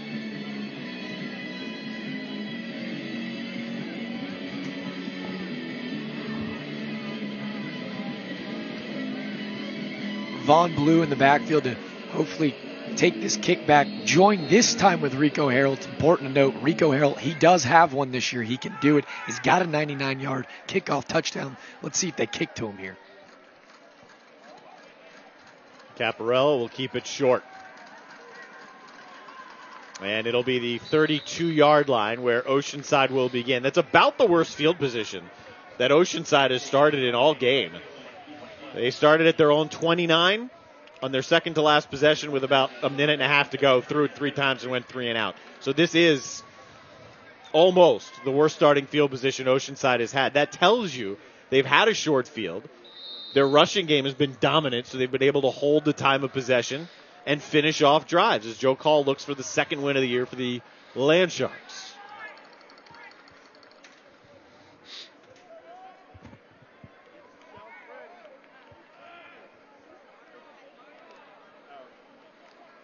Vaughn Blue had a great first half. He opens the second half over right guard for about a handful. There's a name we really haven't said much of tonight. Joined with Dennison at that linebacker core is Carter Bowersox. Bowersox, a two-way guy at Buford. He actually plays a little bit of baseball, third baseman and pitcher. Really nice tackle because it did look like Blue had some room to run there. It's one of those names that you wish we mentioned more. His name is Bowersox. It's really, really cool. A good baseball name, honestly. It's a great baseball name. I mean, can you imagine if he's a Red Sox, Hall of Famer? There's no way a Bowersox doesn't hit cleanup in the middle of that lineup. There's no way. Joe Call told our Amy Russo at the half he wants to clean things up from a penalty standpoint. So what's this call?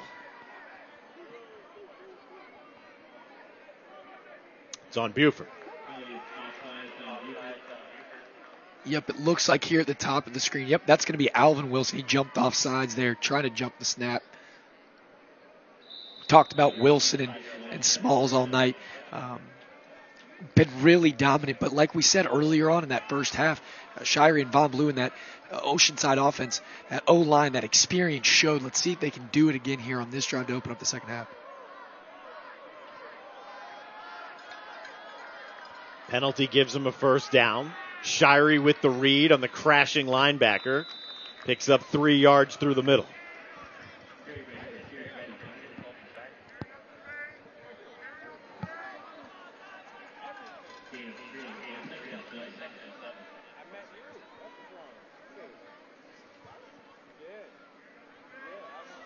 funny to see sometimes. A Small kind of sits right over Champagne in the center there for Oceanside. Just the sheer size of this guy, man. It's no wonder why schools like the University of South Carolina, when Will Muschamp was a coach there, offered the guy at an early age.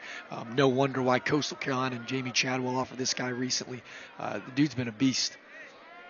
He's only a junior, and he's 6'2", 325. Second down, Blue cuts it upfield, gets to midfield, and gives Oceanside short yardage on third down. Helping him up was Carter Bowersox after the play.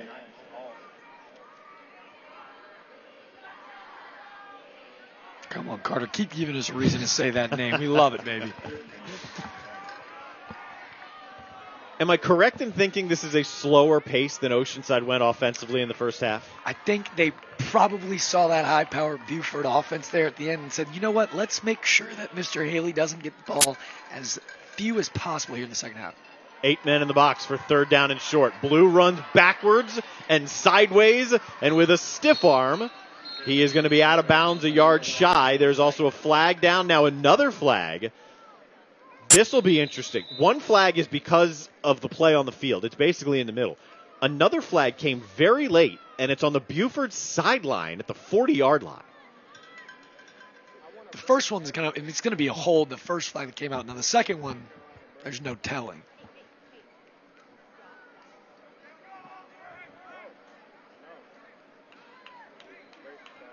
It is virtually at the feet of Bryce Libran, the head coach, is where the other flag is.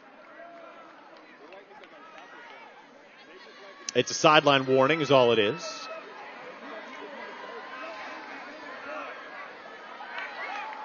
So a little positive momentum for Oceanside. Wiped off there by the hold. Backs them up to their own 36.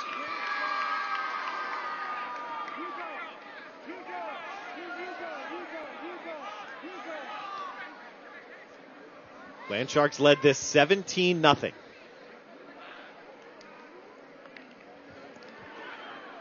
Since this Beaufort defense has been on another level. Jump ball adjusted to perfectly and caught. Rico Harrell spins around on a high lofted back shoulder throw and reels it in at the 40-yard line of the Eagles. Well, they haven't thrown it often tonight, but what a big-time third and long throw. Rico Harrell goes up, pinpoints it, gets the foot in bounds. A really unbelievable play to keep this momentum going, extend the drive right out of the first possession. You got to know that Coach Call really loved that play there. Rico Harrell came into the night with only 8 grabs and 94 yards. Not saying they should throw to him more, but he certainly has the ability to adjust. The senior shows why he deserves the ball a little bit more. That was unreal. He's campaigning for it.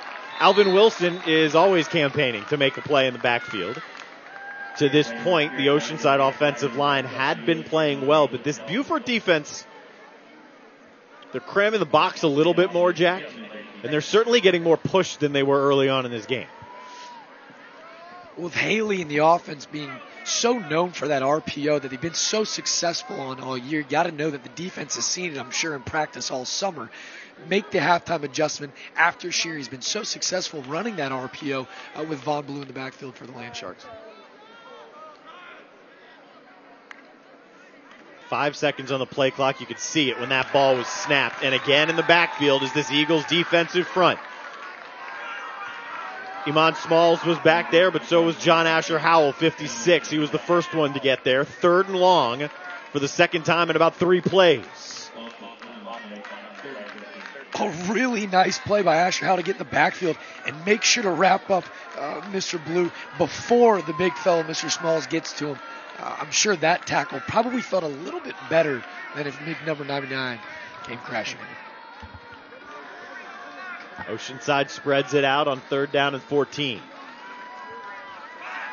Quick drop, slings it hard and off the fingertips of Strickler.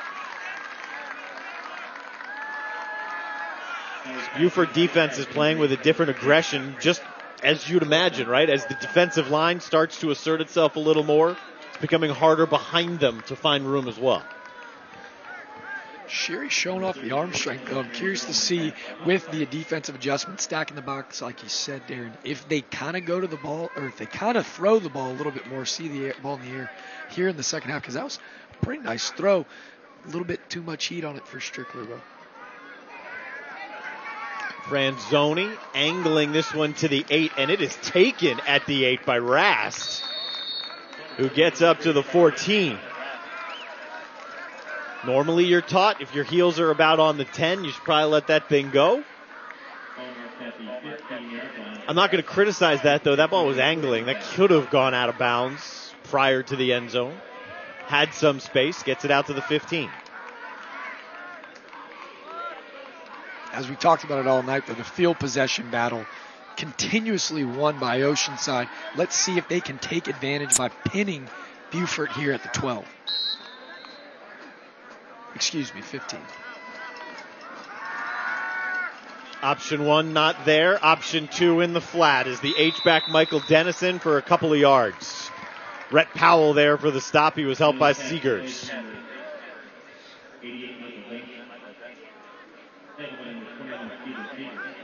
It's a good point you just made about the field position. Because of the leg of Oceanside's kicker McKinley, another look at Powell's tackle. They've started in the first half, Beaufort did, on their own 20, their own 11, their own 20, their own 20, their own 20, their own 40. Oceanside's been around their own 40 the entire game. Amari Morris, that hole's plugged up. Really nice tackle there. You can kind of see Carson Arnold starting to really say his name a lot more throughout the night. The leader, the middle linebacker for the Land Sharks, with a nice play to wrap up Morris. Yep. Really nice tackle there. Wrap him up. Let your boys come help you out. Nice play by number 9. Third down and 7. Over the middle, Rochelle dropped it. Rochelle looked up and realized there was no safety help over the top. And if he just caught it and took 3 steps, he's gone. Instead, he drops it. He had Rico Harold beat over the top. That's going to be one he thinks about all night. It was a guaranteed first down. Don't know how much more he could have picked up after the catch, but doesn't matter. Oceanside getting the ball back after a nice 3 and out for the defense. It's a play to remember. Just put in the back of your head, because it likely gives Oceanside good field position again. Even better after that snap is dropped by Troutman. He still rips off a beauty. Mark it out of bounds at the 42. 38-yard kick after near disaster. Oceanside leads by 10 on QFS Transportation. Friday Night Rivals driven by Cruz Chevrolet.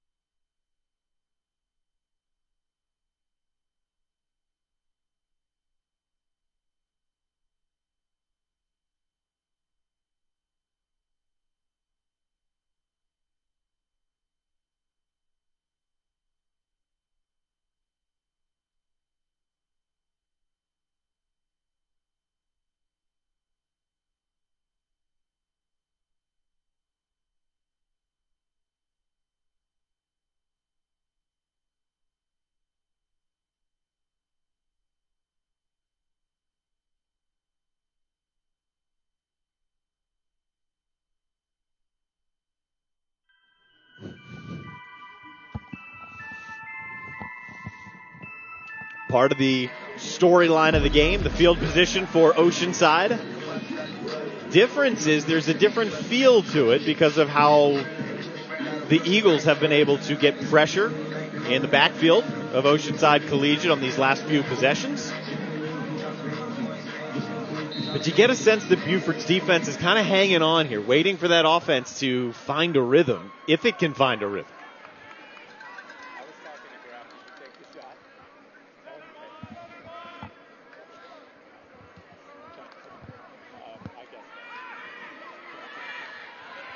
Nicely up to make the play, Jake Alvarez.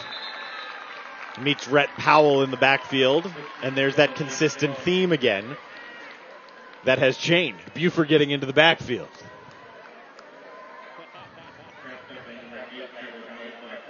I believe that was Kravchik there taking the snap, wrapped up almost immediately. But like you mentioned, Darren, it'll be really interesting. We've talked about it all night, the time of possession. If Buford's defense is just holding on for dear life, can Oceanside's really experienced offensive line that we've talked about all night? These guys have played 4 or 5 years ago. Can they put the nail in the coffin for the Land Sharks? 4 down linemen here for Beaufort. Pitch goes back to Vaughn Blue with a lane that was closed up very quickly. Aaron Lamb, he'll play both ways. Number 74 is there to swallow him up. A really nice hit here. It looked like Blue had some room to run a little bit, and then it just closed almost immediately. And there he is, number 9, James Dennison, kind of finishing off the tackle there. Dennison, like we said tonight, has just been all over the ball. Dennison and Bowersox have done a good job at the linebacking core for the Eagles. Joe Call told me earlier today he may have to throw the ball to set up the run. That didn't happen in the first half. The rushing attack was there consistently. Now Wilson gets free, and there's Dennison meeting up with Vaughn Blue. Another possession, losing yards for Oceanside as the Eagles try and grab some momentum. It looked like they had that thing sniffed out right from the jump, and he just absolutely hits him with a perfect form spear tackle. A really nice possession from Dennison to help get that defense off the field. 4:42 to go here in the third quarter. Hunter Rast is back to return this kick for the undefeated Eagles. Number 7 in the 4A ranks in South Carolina. Really nice punt there. Yeah, a lot of poise there. Franzoni didn't rush it. Got the ball comfortable and may have outkicked his coverage because here goes Hunter Rast to the outside, needing a block and won't get it. He's down right about midfield, put him at midfield. A return of just about 30 yards for Hunter Rast. An outstanding field position here for the Eagles. He did. You hit it right on the head. It did. He outkicked his coverage. And if you can watch here at the end of the play, a pretty smart play by Darryl to pass number 11. He had the opportunity to put a blindside block on, maybe clear up a little space. Lets him pass because this is probably the best field position that the Eagles have had all night. It's the best field position they have had by a 10-yard margin. And the near closest field position is the only time they got a touchdown in this game, when they went 60 yards in about 6 plays.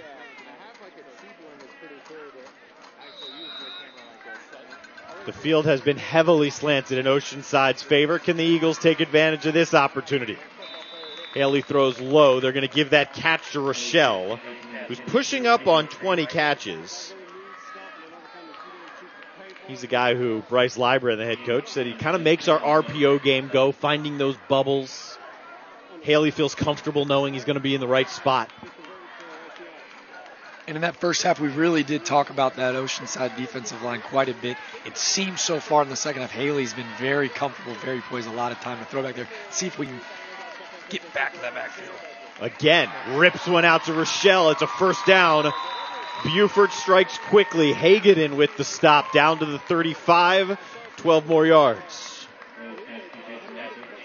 That one's got to feel good for number 23 to make that catch to pick up the first down after dropping the one on the last possession. Nice, really nice play to kind of forget about the last one there. Back Dennison is split off the line. He's the lead blocker here for Amari Morris.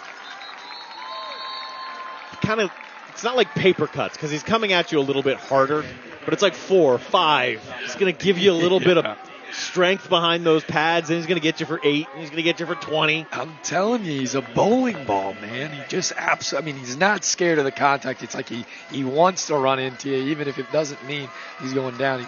He loves that contact. It's almost 8 yards for him. They'll give him 7 officially.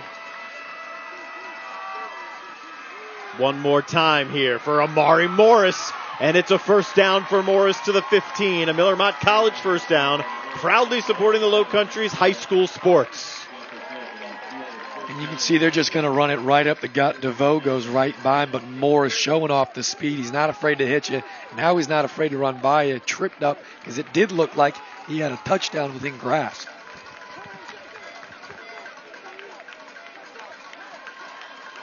This isn't a case where one team is more veteran-laden than the others. Both of these rosters heavily loaded with upperclassmen. Here's Morris, high-stepping his way through the hole, putting his pads into Rico Harrell, and taking Harrell for a ride down to about the 8-yard line. We talked about the last possession. It felt like, Buford's defense trying to get off the field. Now it looks like they've got the Oceanside defense literally on their heels as Harrell's kind of run over there by the big fella, Amari Morris.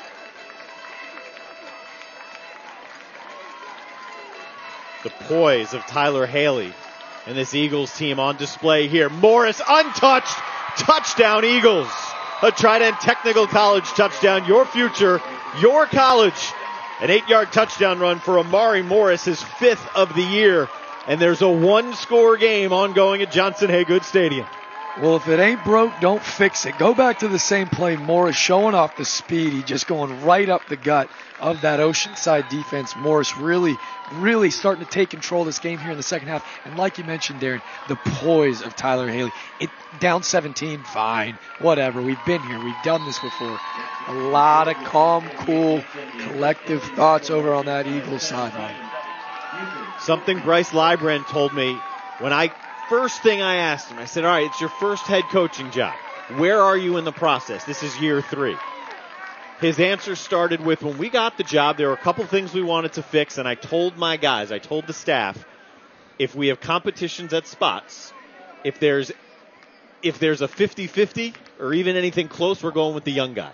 Because now in year 3, the young guy is Iman Smalls, and the young guy is Morris, and the young guy is Haley, and the young guys are the ones leading this Beaufort team, and they're showing you, we're down 17-0. Now we're within 3 points here. Still with plenty of time on the clock. And as you mentioned, it's not like their lack of leadership or experience on the Oceanside. Let's see how they can bounce back here. They've dominated the entire first half. Now that it's just a 3-point difference, let's see if they can try to maybe take back a little bit of this momentum that it seems that Beaufort's really grabbed onto here in the second half. The drive started with a long punt return from Hunter Rast. Then the drive went 50 yards in 6 plays. All but 2 of them on the ground.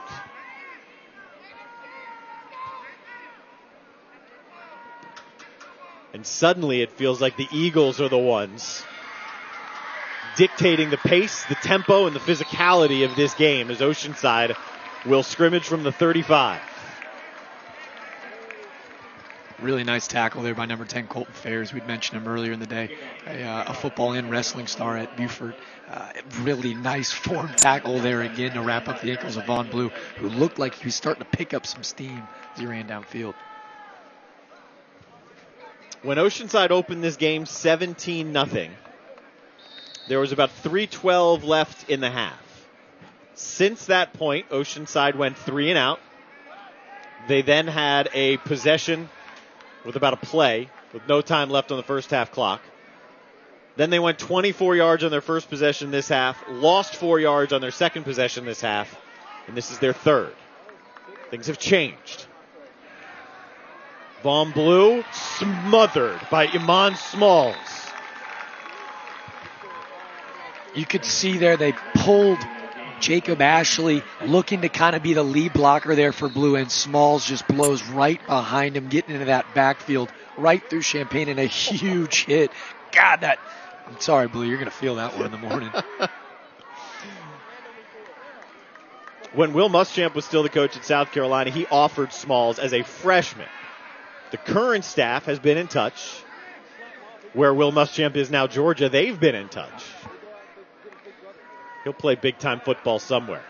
Vaughn Blue down at the line of scrimmage again. What was working in the first half early on is not working now for Oceanside, and it's the physicality, it's the size of this Beaufort defense up front in particular, Jack. You know, Derek, we talked about it early often. It looked like they were using that four-star left tackle. Go back to Monroe Fielding. Maybe get back to the outside. Because then when you open up the outside, it looked like then they were able to kind of get inside and get past Smalls. But going back inside has not worked here so far early in the second half. They have 20 yards on their last 5 possessions. Right about that. That's what Oceanside's looking at. Meanwhile, Beaufort just went 50 in 6 plays. Oceanside got a timeout, saving that penalty.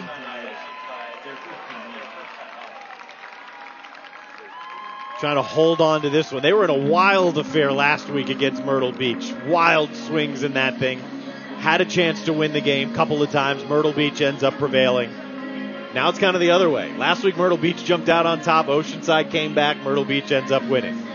Now it's Oceanside out to a 17-0 lead. Suddenly all sorts of bottled up. And now trying to figure out something in the final 12 minutes and 16 seconds here to pick up their second win, or it'll be the Eagles who take worlds of confidence into region play where they're 2-time reigning champs, coming back from 17-0 on the road against a talented team.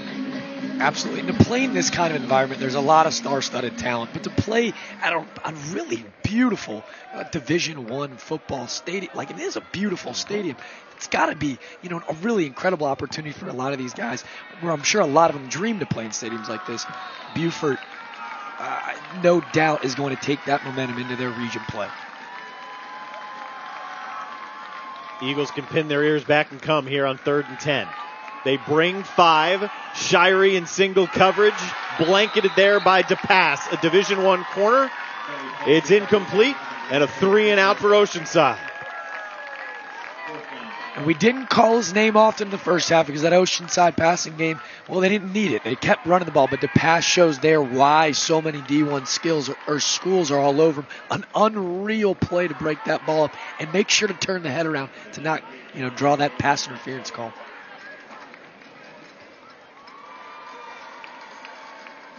Franzoni has displayed a leg. Hunter Rast has also shown the ability to return some. Low kick, Rast debates it, backs off. We've talked about how nice this turf is, Jack. The best part about it is for punters. The ball always rolls forwards. End of the 3rd quarter, we go forwards to the 4th on Friday Night Rivals, driven by Cruz Chevrolet.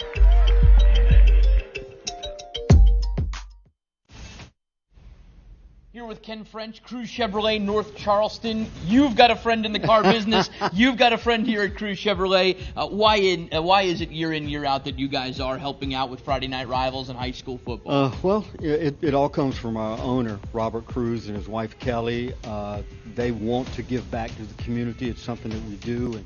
And we started the You've Got a Friend in the Car Business when we opened the Chevy store. And it has taken on a life of its own, and so with us doing so much in the community, it really rings true when you do that. The whole community's got a friend in the car business, and we support a lot of stuff around McDonald House, Carolina Youth Development, the Low Country Food Bank. We have a lot of things that we do, especially with blood drives. And giving back is very good for the community. As we say goodbye, I got to let you say it. You've got a friend in the car business on Rivers, just north of Northwoods Mall.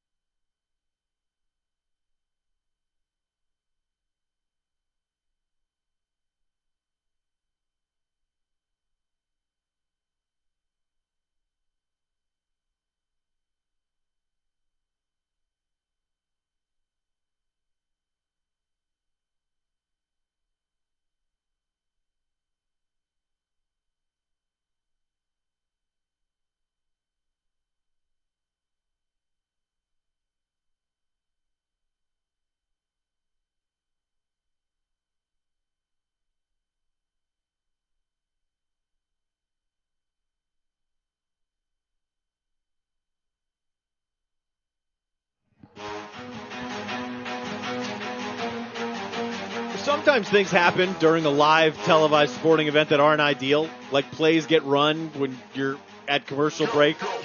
Not our fault. It just happened. But you didn't miss anything. It's a 3-and-out. There was 1 yard gained. 2 incompletions and about a 1-yard run. So Oceanside's defense forces a quick 3-and-out. And this tumbling punt will again roll the right way. Even when it's going sideways, it's still wobbling forwards. I'm telling you, every punt, both ways, all night. We apologize for missing a couple plays. Fortunately, there was not a big one in there. Oceanside ball at the 42, 10:55 remaining here in this fourth quarter. Jack DeLongshaw, Darren Goldwater, we're glad you're with us on QFS Transportation. Friday Night Rivals, driven by Cruz Chevrolet.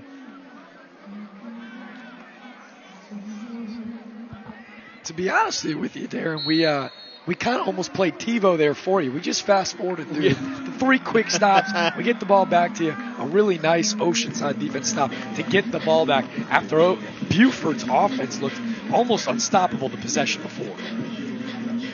Oceanside got a very home clock right there. That punt was down. 12 or 15 seconds ran off before the clock actually stopped. And now here's Vaughn Blue. They were working on him at the commercial break a few minutes ago on the sideline. Stretching out both of his legs. He picks up 2 yards.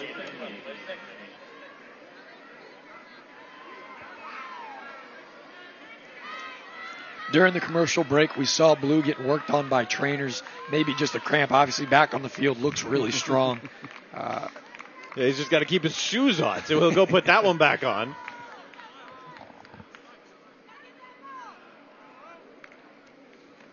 Landsharks snap it a little bit quicker than they had been. Shirey swallowed up as he tries to cut to that left. There's Bowersox, the junior linebacker. It'll be 3rd down. The story of the second part of this game has been both defenses now.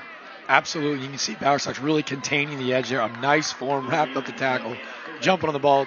Obviously down before he fumbled it, but you're right there. The defenses have shown up to play. We've seen Smalls, we've seen Wilson really kind of make their presence known here in the second half as they've struggled. Oceanside struggled to get that running game back going like they so clearly dominated in the first half. 3rd down and 8. Shirey goes through his progressions, hits Strickler coming across the middle, and Strickler is down shy of the first down. Ferris chops him at the ankles at midfield. It'll be 4th and 2.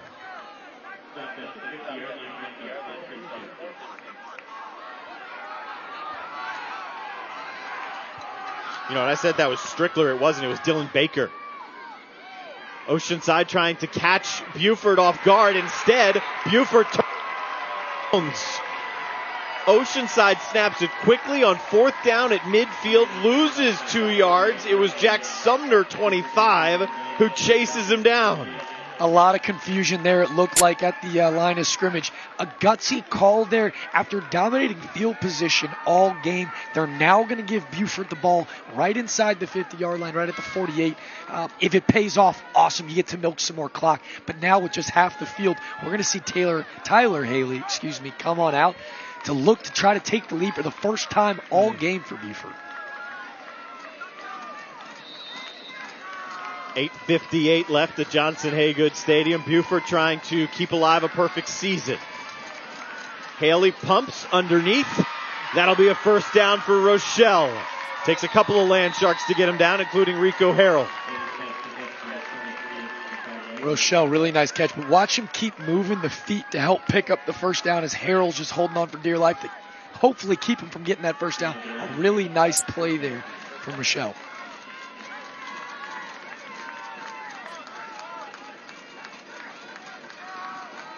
First down and 10. There's Dennison underneath. They got some guys who can be physical, don't they? Hageden just found that out from Michael Dennison. That was after the 1st down. A&I Fire and Water Restoration 1st down, making your house home again after disaster strikes. God, and just look how comfortable Haley is back there. I mean, it feels like he's got all day, which he did not have in that first half. I mean, Haley just looks so poised back there. 3-step drop, low throw. Not a problem, though, for Odom. A 1st down and a pickup of about 8 to Zyron Odom.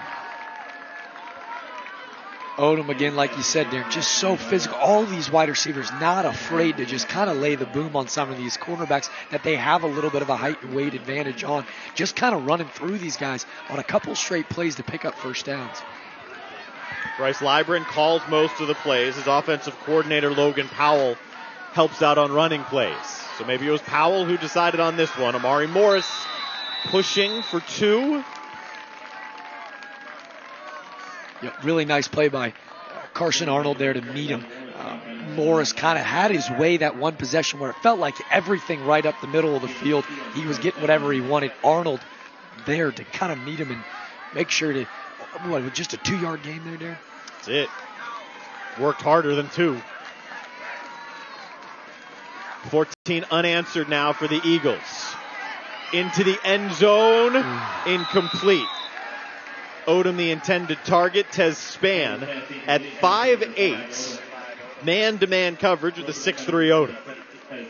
Really nice play here by Spann. Watch, he's going to turn the head here at the last second. Nope, doesn't matter. All over him. You can just see the height difference there. Almost like a power forward and a point guard on the block. Spann gets the best of Odom there. A little throw that maybe leaped him out of bounds, but a really nice play by Spann. That was the matchup, nearly identical in the end zone, that led to the first touchdown for Beaufort. 3rd down, back to the air, and just a touch too tall for Odom. And it was Spann there again with him. It was the pressure that forced the high throw. And you see the RPO there. Haley just pulling the ball right out of Morris's hands at the very last second. He got the matchup he wanted to. Spann wins another one. The throw a little high. Odom getting a hand on it. Probably wishes he'd come down with it, but a big-time stop there from Oceanside to hopefully hold this thing to 3, maybe even less. They're comfortable for Caparola in the 45-yard range. This one's a 35-yarder to tie. And Caparola drills it. 17 unanswered now for the Eagles. They've taken advantage of a short field twice this half for 10 of those 17 points. And we're tied with 7 minutes to go.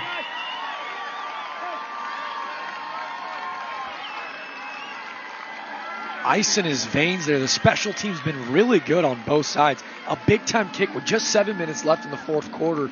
Beaufort needed that one. He delivered. 17 unanswered points here.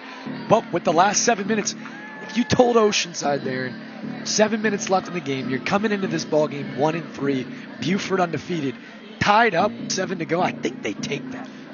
So it's interesting that you bring that up, because if you told them before the game, they would.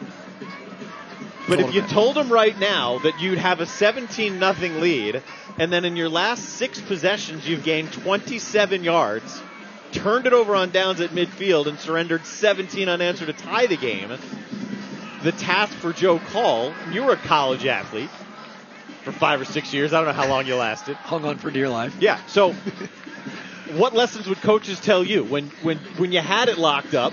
Then it slips away. How do you get that mentality into your guys of, okay, forget it. 7 minutes left, tie game. When you speak to it, that's the wildly huge importance of having a senior quarterback, right? This guy was at Somerville with Coach Call. He's here at Oceanside with him. He's now have the opportunity to go beat a really good Beaufort team. I just think the coach tells, hey, slow down. We're in this game. There was a reason we were up. Now let's go take it back. From the 20, a 9-yard return. And there's a flag. There is a flag. Yep. It looks like, can't see the numbers from here, but it looked like we had 2 guys on the sidelines kind of getting after it. A little extracurricular after the whistle was blown. It may have been Dennison for Beaufort. A couple Oceanside guys at the top of your screen getting into it. Not sure which way this is going to go, though. Here's Carol Bledsoe.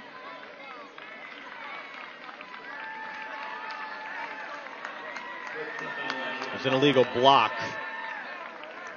So that pushed Oceanside back at its 15. This is what Joe Call told Amy Russo at the half. The penalties need to get cleaned up.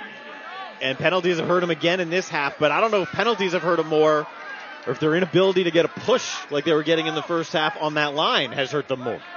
We talked about it before the game, big-time keys of the game. You got 5 offensive linemen that have played together for 4 years. Let's see if they can take the game over here with just 7 minutes, milk some clock, and lead a game-winning drive.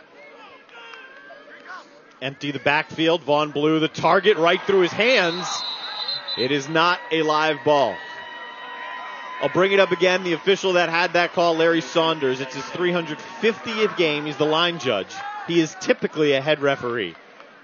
But for this crew, Saunders was given the option of hand-picking the entire crew in stripes tonight for his 350th. There you see him right there, the line judge. 350th high school game, retiring from the high school game after tonight. And you can see him on an ACC field near you in the future.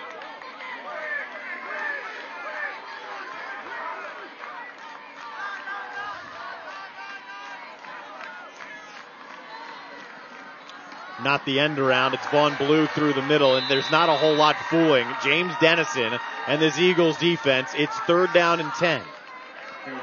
Talked about it earlier in the game. Had the opportunity to speak with Monroe Freeling, the big-time 4-star left tackle. Talked about wanting to come out early and punch Beaufort in the mouth really early in the game. Well, they did that. Can they find a way to do it here in the fourth quarter? A big-time 3rd down to try to extend the drive. And most importantly, we need a 1st down to hopefully flip that field position, too, because they do not want to punt from right here. Oceanside has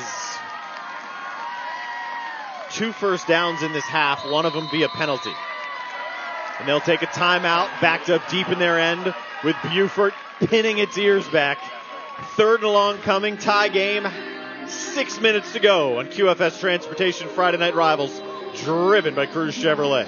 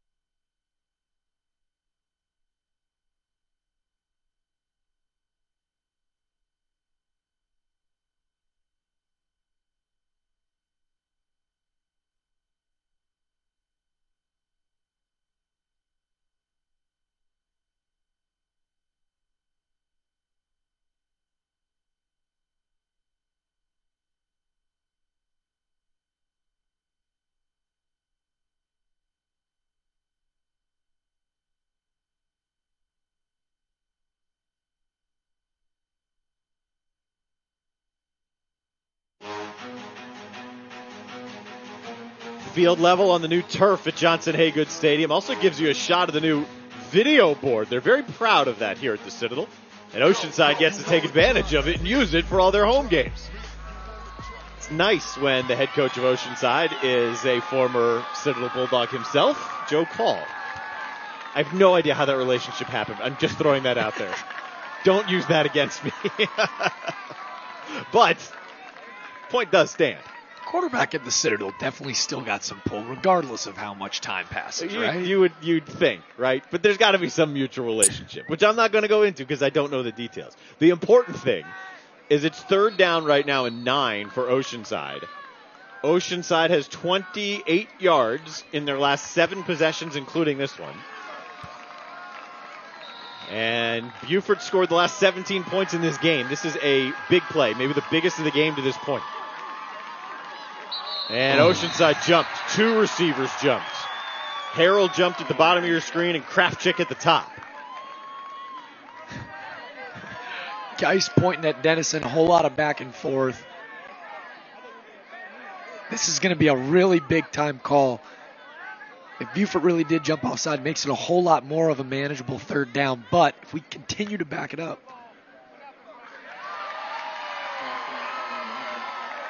And it's going to be a false start that backs them up.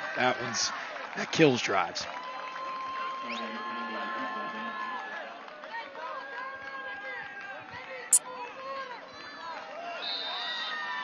Beaufort, which has been having success getting push on the line, now spreads it out on third down and long.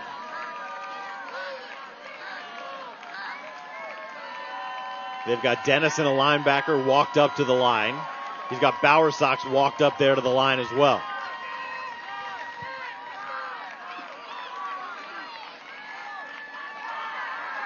Oceanside looks confused. The play clock's at 1 and they just get it off. He's going to look to run. Shirey needs to get the 25, and he scampers for the first down as the senior keeps the Land Sharks in this thing. In a tie game, it's strange to say, but true. An A&I Fire and Water Restoration, making your house home again after disaster strikes first down. Saw a lot of the wheels in the first half. Shows him off maybe when he needed him most to pick up the big-time first down. Man, can he run. We talked about Haley's wheels, but Shirey has been unbelievable running the football tonight. Biggest play of the game for the Land Sharks. And it's not really close. Vaughn Blue just ducks underneath the oncoming Iman Smalls. We talk about the sheer size of Smalls, but watching him get off the ball, how explosive he is to be that size is honest to God terrifying. Like, I wouldn't want to get hit by that. It's got to feel like a Mack truck. We've seen him just land on Vaughn Blue a couple times.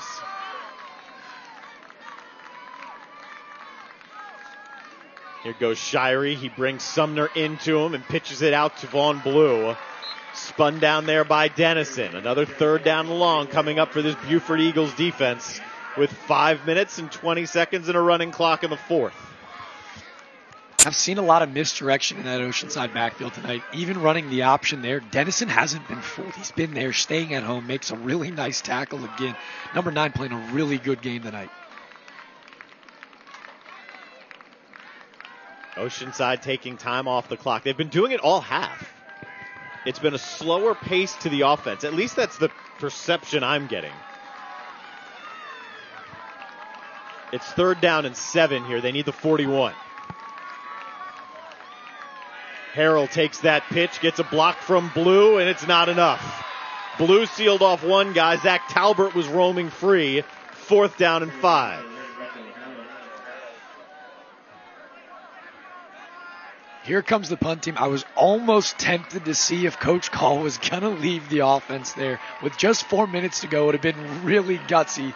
But now giving the ball back to the all-state quarterback, Tyler Haley.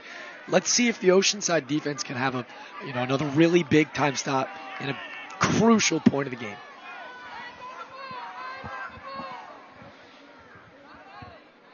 Franzoni has kicked it very well tonight. He got another good one off here. Drifting Rast back. Slips. Rast falls down at about the 18-yard line after a booming punt again from Franzoni. Time for our cool play of the game. Limerick Heating and Air cool play of the game called today, Comfortable Tonight. And what's our cool play? It's the diving grab there by Zyron Odom. Hey, he caught that. Limerick Heating and Air, cool play of the game. Call today, Comfortable Tonight. Franzoni flips the field. Beaufort with all the momentum. 17 unanswered, has it back from their 18, and he's picked off by Harrell. Down the sideline he goes.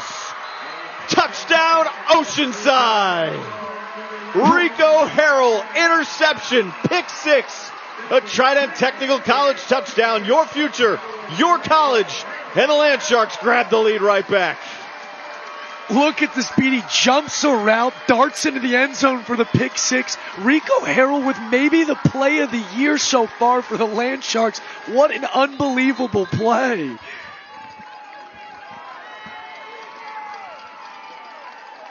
the senior doing it in all three phases of the game, playing wide out, playing corner, returning kicks. He's got the 99-yard kick return for a touchdown. That one's got to be, I don't know, it's got to feel the best. That was unbelievable.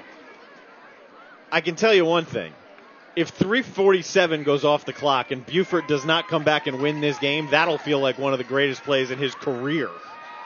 McKinley makes it a 7-point game with Beaufort in control. 17 straight. Their defense swarming around Oceanside. It's the offense and the veteran that makes a mistake, and Harrell that makes him pay. 24-17 Land Sharks with 3:47 to go. That's the third turnover of the night for the Eagles. 2 picks and a fumble. All of them have led to points. Darren, you mentioned it being potentially a career memory. I mean, might go down as one of his most favorite plays of his entire career, but you talk about how important it is to Oceanside season. Like you said, really tough start to the year schedule-wise. But with that being said, could potentially be a moment where everyone looks back and goes, that really changed our season. 17 of the 24 points off turnovers tonight for Oceanside. Time for your Cruise Chevrolet drive of the game. Cruise Chevrolet and Rivers, you got a friend in the car business. Your drive of the game is the drive of the legs of Rico Harrell. Where did he catch this thing? Let's give it to him correctly. I'm going to give him 19.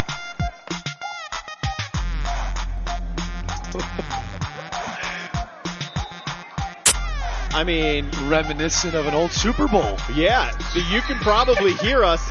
The lights are out in the stadium. Rico Harrell's pick 6, so electrifying, it kicked off the electricity. And you can't see it, but this Oceanside sideline is going bonkers. I mean, this just turned into a nightclub. Well, what else is it going to be? There are no lights.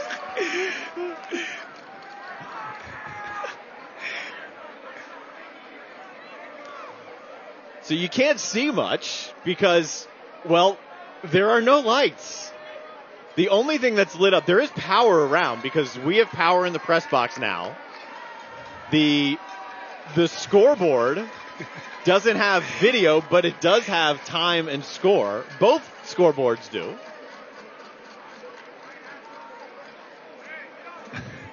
You know what it is? It's Larry Saunders. The football gods don't want Larry Saunders to ever leave high school football, game. The line judge. Absolutely. You're not retiring quite yet. You're going to sit here until we get the lights back on, and then we can finish out this game. If we can get the lights back on. Parents and students in the stands, almost reminiscent of a concert, got the flashlights out on the phone, doing their best. We do have lights on the practice field, just... It's almost like a concert, right? You called it a nightclub because there's no more lighters. So you got your cell phones out. Unfortunately, cell phones are not going to light a football field. But it would be pretty cool if they could. Well, we can see from a distance there are lights on. It looks like the practice field behind the visitor sidelines. Yeah. I don't know how the boys are feeling, but if we're feeling really crazy, we might have to take it to the practice field. We got 4 minutes left. Now, there's really no feasible way anything happens here until these lights come back on. So how long is the delay? We don't know. So do we need to call an expert witness? It was Ravens. Was Ravens who? Who's in the Super Bowl? Was it 49ers? It was Ravens-Niners. Colin Kaepernick was the quarterback versus Joe Flacco. Jacoby Jones. Ray Lewis. Jacoby Jones takes the kickoff back for a touchdown. Beyonce halftime show, of course. Shuts the lights off in the fourth quarter. Stops a little momentum. We'll step aside, and when we get you back, we'll do our best to give you an update, if we have one. The game deserves lights. Let's get some lights.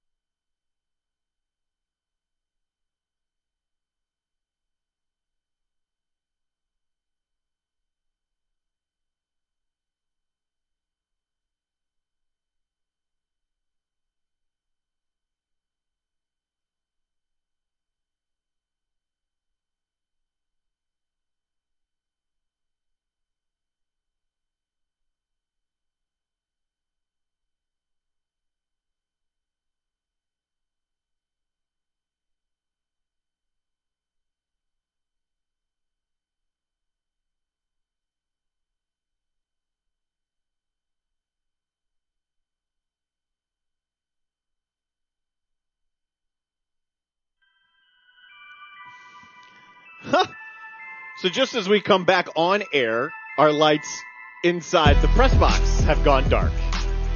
There is no update on the lights outside of the press box, other than they are still not on. And it's a pretty wild thing to unfold because it's been a game with momentum swings. It's been your typical back and forth that you might see in any given game. Beaufort had all the momentum in the world. They got the ball back. It looked like primed for a chance for a time-consuming drive and some winning points towards the end. Instead, a pick six from Harold took it from Haley and went in from 20 yards. That was all the excitement, and then after the extra point, bang, we lost lights. And there's no good update, reliable at least, of exactly what's happening and what the process is to fix it. I can tell you part of the biggest issue here is the fact that there's not the usual staff from the Citadel on hand.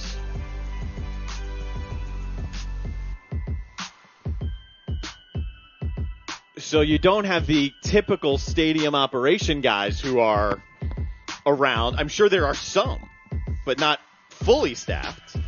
We're hearing there is a call ongoing with SCE&G, the electric company, which is good. It seems like that would be the correct move, to call the electric company when you can't turn on your lights. So that's what is happening. The question is, what's the result?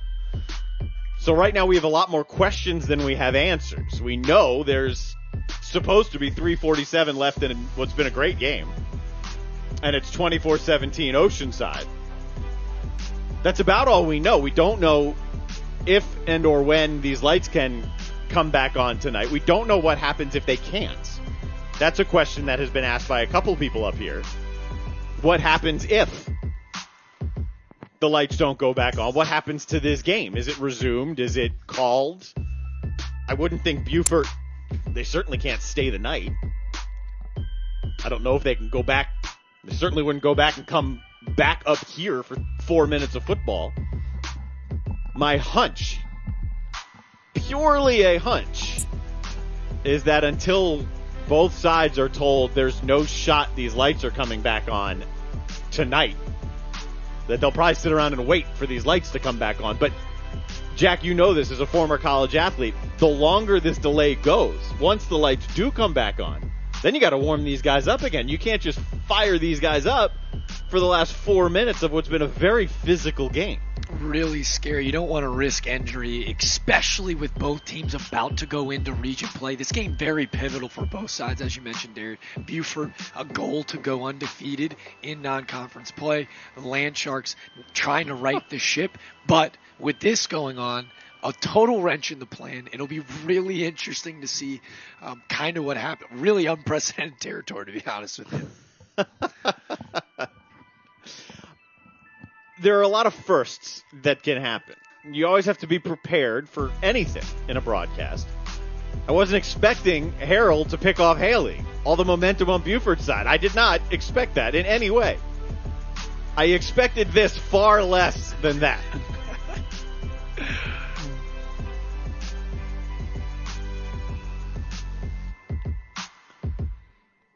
Our director, Nick, has decided on another first, and I agree with him. We're going to have 2 players of the game. We're going to give them to you now. Things could obviously change, but we're naming them now because, well, there are no lights on the field and there's no football, so we're going to name players of the game. One of them is going to be Cole Shirey here. Shirey, who was magnificent directing this offense throughout the first half and leading OCA to a 17-0 lead at one point.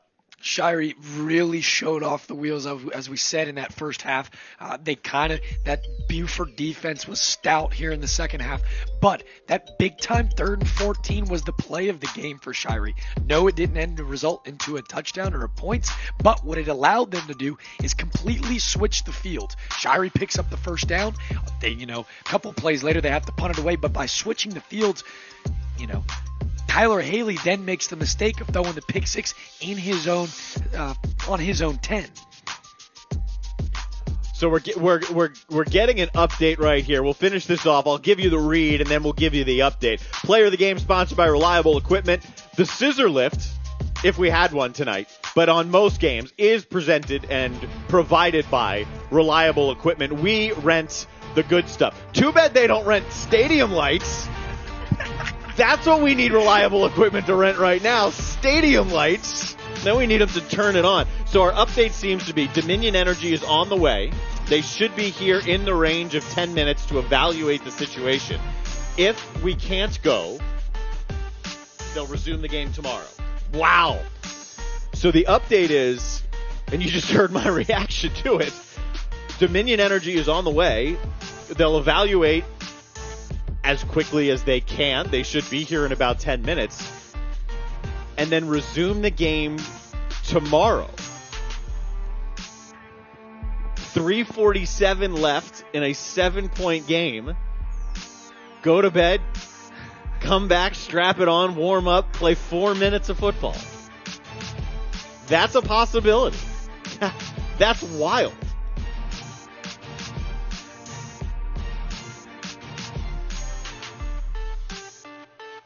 I bet you there are some folks at the Citadel who have a home game tomorrow.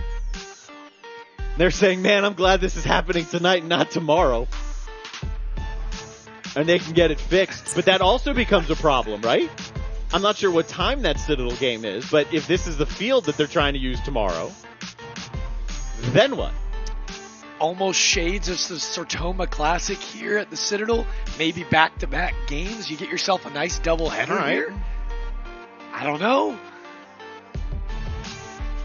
Way more questions than answers. And we're just kind of walking you through. The Citadel game tomorrow is at 6 o'clock. So if this game has to be finished tomorrow, there's plenty of time. I mean, you could do it at any time.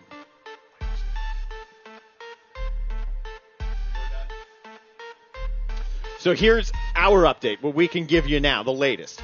We are going to step aside. There are broadcast windows that unfortunately have to be taken into account as well.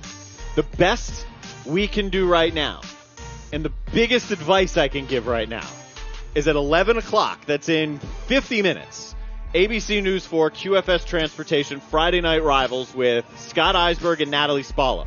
Not only will they have highlights of this one, and maybe even the wild whatever just happened with the lights going out, they'll get you caught up on what is the latest information as well. Now, as I say that, it does look like some of these lights are trying to come back on.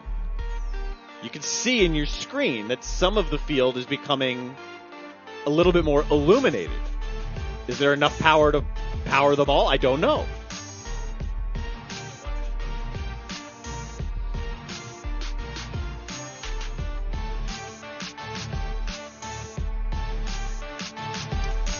So scratch that thought. See, live television, it's always moving. We're not going anywhere. We're going to take a break, but we're coming right back. And maybe we'll have an update then. Don't go anywhere. Lights are coming on QFS Transportation Friday Night Rivals, driven by Cruz Chevrolet.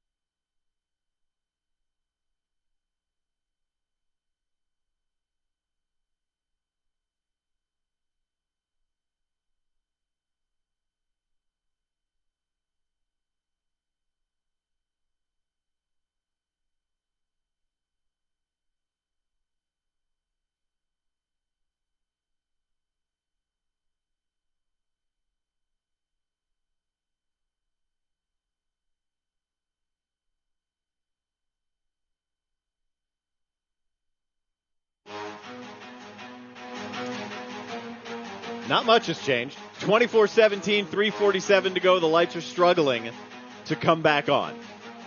So we go back to what we told you before. Our best advice, 11 o'clock tonight, ABC News 4. Scott Eisberg, Natalie Spalla. They will have all of the highlights from this game and others around the Lowcountry. And if this game is able to be resumed, they will update you on the game. If this game is going to be resumed tomorrow, they will get you up to date on that as well. For now, we have to step aside. My partner, Jack DeLongshaw, just made his debut and did one heck of a job. And I promise you, in all future broadcasts, this probably won't ever happen to you again. I can firmly tell you, let me thank all of you guys for the unbelievable help. I've learned a ton. Let me tell you, I will not be forgetting this anytime soon. We've been spoiled with an incredible complex, unbelievable talent on the field. But I promise I can tell you, we didn't see this coming, and to be honest, it makes it a hell of a lot more fun. Unbelievable, man. Yeah, the light you see on the field, you see it somewhat lit because of our TV cameras. It's not that well lit. For our entire crew, great job.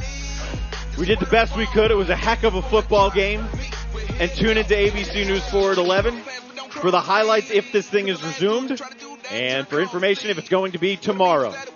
Oceanside led at 17-0. Beaufort came back to tie it. Harrell's pick 6 is the difference. Thanks to all our sponsors for making it possible. For my partner, Jack DeLongshaw, and our entire crew, I'm Darren Goldwater. ABC News 4 at 11 o'clock, QFS Transportation Friday Night Rivals, driven by Cruz Chevrolet.